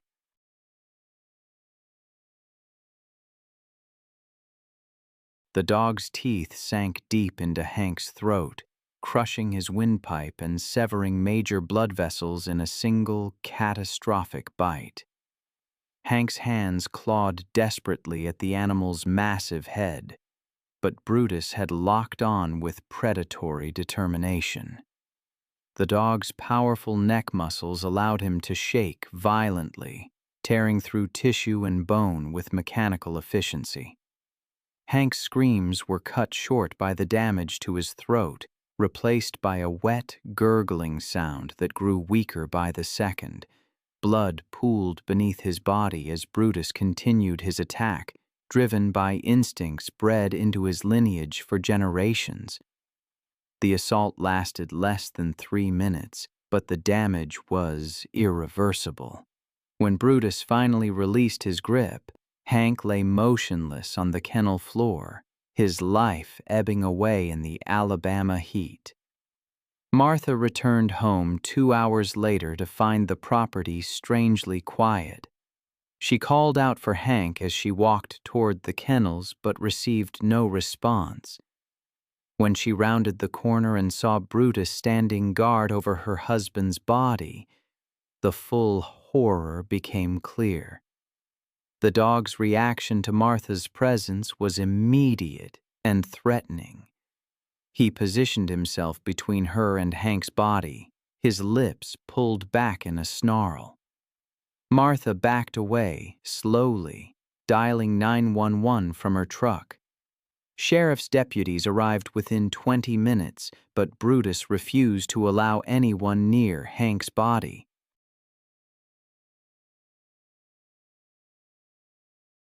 After consulting with animal control, the decision was made to shoot Brutus rather than risk additional casualties. The massive Rottweiler died with 3 bullets in his chest.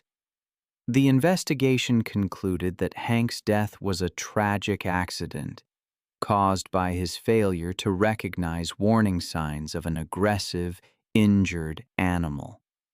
The breeding operation was shut down, the remaining dogs relocated, and Martha was left to grieve both her husband and the animal that had been part of their family.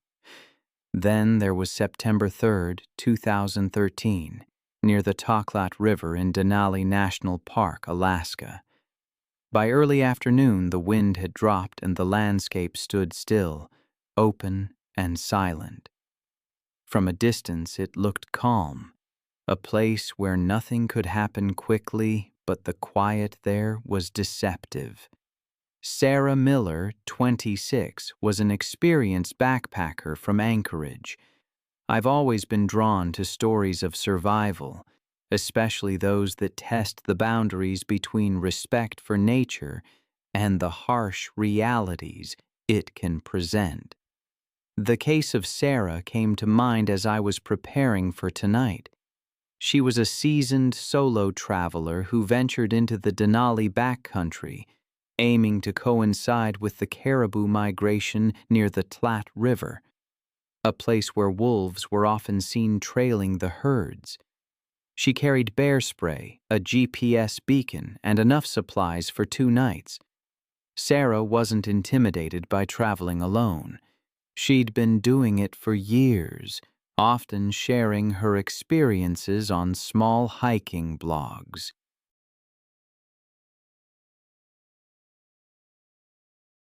She had the required permits for the Denali backcountry zones.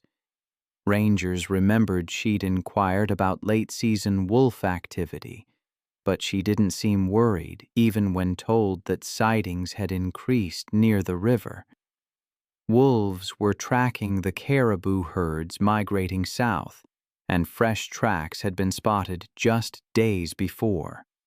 To Sarah, it was simply part of the environment, one she respected, not feared.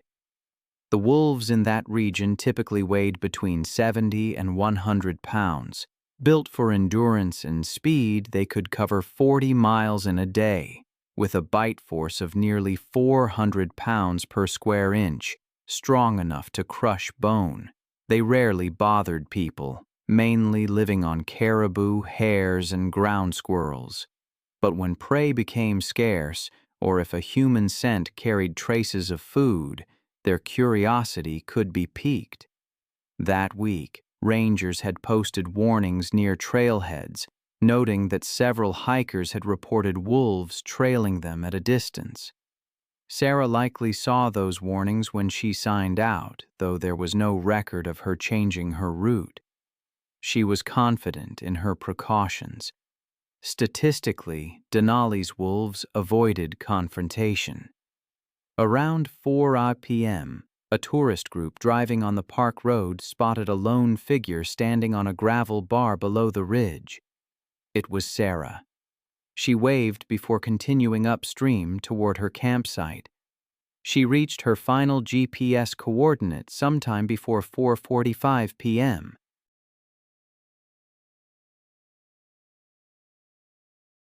The last photos on her recovered camera showed wide views of the river valley and a small group of wolves following a caribou herd in the distance. Tracks found later showed she moved off the main gravel bar toward higher ground, likely planning to cut inland. The first sign of a struggle began about half a mile from her tent. Her GPS unit recorded erratic movement, rapid looping, then a sudden stop. Investigators reconstructed what happened next through physical evidence and predator behavior analysis. The wolves had changed course toward her position once the herd passed out of sight. Sarah likely saw them coming. She deployed her bear spray once, and residue was found on nearby vegetation. But the wind shifted westward that afternoon, causing some of the spray to blow back. It worked briefly, driving the wolves back about 20 feet before the cloud dispersed. They began to circle again, perhaps emboldened by the fading chemical scent. One part of the group approached from behind as she retreated up a shallow embankment. Handprints pressed deep into the soil showed she climbed in haste. Blood marks began at the top of the slope. One wolf likely lunged first, grabbing her backpack or arm. The straps were torn clean through, consistent with a pulling force rather than a cut. A second wolf joined, biting her thigh. She tried to fight back. The spray canister lay empty beside her pack, but the group coordinated, one attacking from the rear, the others darting forward.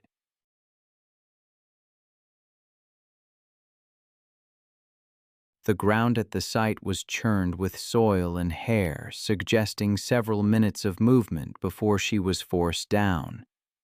Analysis of tissue marks later revealed crushing bites to the neck and shoulder, consistent with a killing grip. The kind wolves used to suffocate large prey. Her jacket was shredded, and the torn sleeve, recovered 20 feet away, still held fragments of skin and fabric. Search efforts began that night, with both ground crews and a helicopter dispatched after rangers noticed her vehicle unmoved. The aircraft spotted a disturbed patch of gravel near the Tlat Channel the next morning. Sarah's body lay partially covered by soil and debris, her left arm missing, likely carried off by scavengers after the attack. They collected the camera and other items for analysis and later confirmed through timestamps that her final photograph was taken just 6 minutes before the estimated time of death. The park temporarily closed multiple backcountry zones along the migration corridor. Genetic sampling confirmed the wolves belonged to the Tolet pack. Investigators determined the attack began as a predatory test or prey proxy response that escalated fatally. But with no repeated approach or food-seeking behavior observed, no removals were ordered. At a private meeting, rangers explained the findings to Sarah's parents, who later issued a short statement urging that the park not punish what it protects.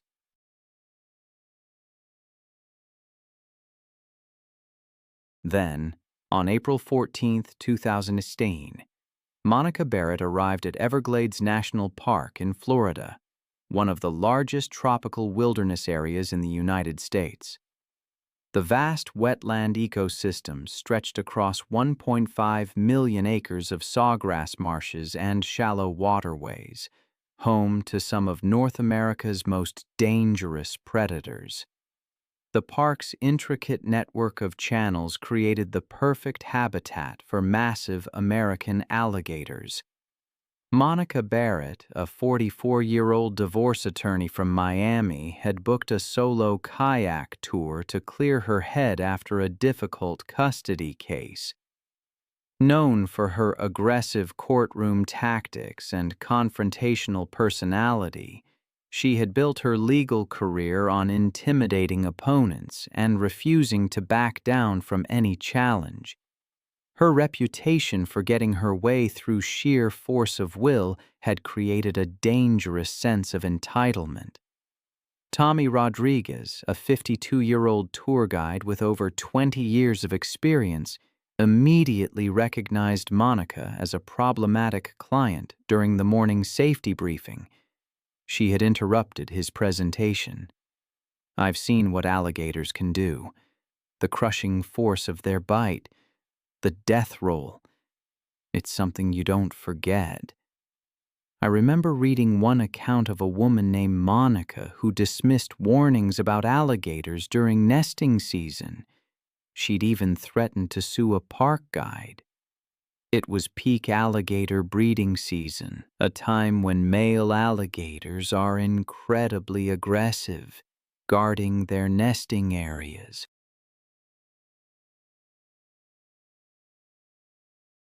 Park officials usually restrict access then, posting warning signs. Adult male alligators can reach up to 14 feet and weigh over 1,000 pounds. They have one of the most powerful bite forces in the animal kingdom, capable of exerting over 3,000 pounds per square inch.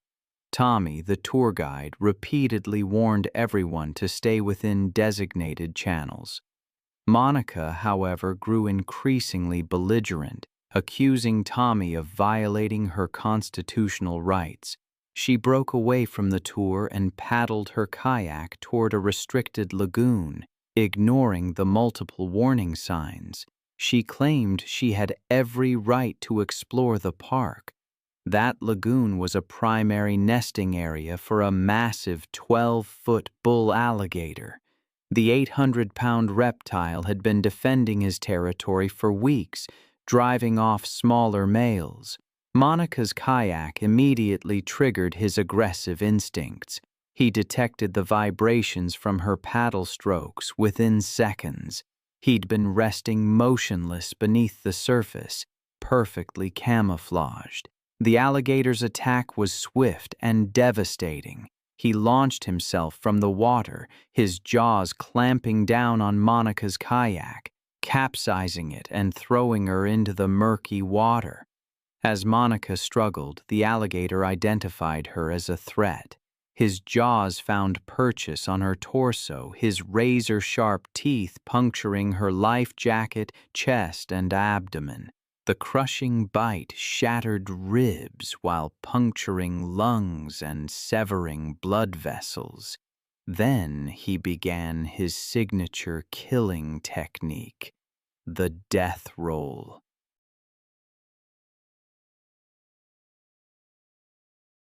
He rotated rapidly in the water, spinning Monica's body, maintaining his grip. The violent rotation tore muscles and caused catastrophic internal injuries. The death roll continued for over a minute, filling her punctured lungs with water. The crushing press prevented her from breathing. Her shattered ribs ground against each other, causing more internal bleeding. The combination of trauma, drowning, and blood loss proved fatal within minutes. Tommy radioed for help, but rescue teams couldn't reach the remote lagoon in time. Then there was Sarah Johnson. It was May 14, 2017. The Great Smoky Mountains rose majestically above the Tennessee landscape, their peaks shrouded in mist. The late spring afternoon was perfect for hiking. Sarah, a 29-year-old registered nurse from Atlanta, was enjoying a weekend hiking trip with her fiancé, Tom. She loved nature photography and always carried her camera. Her medical background gave her a practical understanding of emergencies, but her experience with dangerous wildlife was limited. Sarah had been hiking throughout the Southeast for years, building her confidence. She worked long shifts at a busy trauma center, and these mountain getaways provided essential stress relief. That afternoon, Sarah and Tom were hiking through a remote alpine meadow when they saw something extraordinary. Two black bear cubs playing in the tall grass, their mother nowhere in sight. Sarah immediately knew this was a once-in-a-lifetime photo opportunity.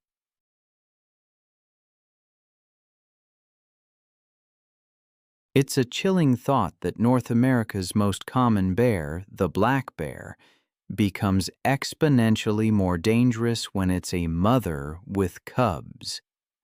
Their protective instincts are so strong that they view any human presence as a mortal threat to their young.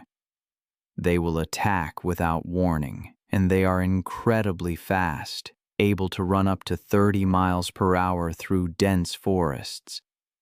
I remember reading the story of Sarah, who was on an engagement trip with her fiancé, Tom. They were in an area known for its wildlife, hoping to capture some incredible memories.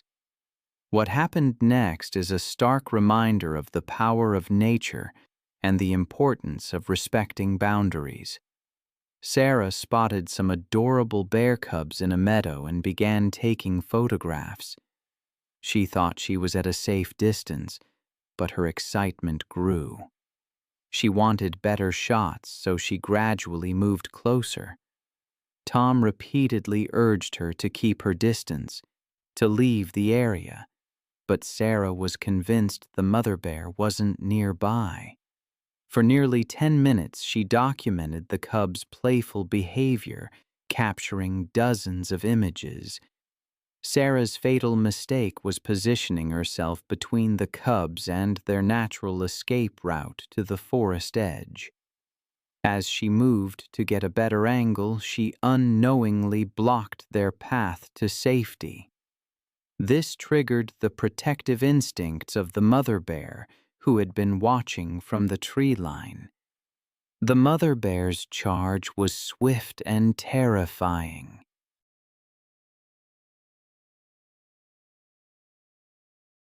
This 200-pound female covered the distance to Sarah in mere seconds. Her powerful legs propelled her with surprising speed, her fury focused entirely on eliminating the perceived threat to her cubs. Sarah tried to retreat when she saw the charging bear, but her foot caught on a fallen log, and she tumbled backward, still clutching her camera. The bear reached Sarah before she could regain her footing, striking her with bone-crushing force. Her massive paw connected with Sarah's back, her razor-sharp claws raking across Sarah's spine and shoulders while the impact shattered several ribs. Sarah's camera flew from her grip as the bear's enormous weight pinned her to the ground. Her attempts to call for help were silenced by the crushing press on her chest. The mother bear's powerful jaws clamped down on Sarah's neck, her crushing bite force fracturing vertebrae and severing vital arteries. The bear's protective instincts drove her to continue the assault until she was certain the threat to her cubs had been completely eliminated. Within minutes, Sarah's movement ceased. The mother bear's brutal assault proved fatal. The protective mother remained near Sarah's body for several more minutes, ensuring the threat was neutralized before gathering her cubs and disappearing into the dense forest. Park rangers arrived over an hour later in response to Tom's emergency call. but Sarah was already dead from massive trauma.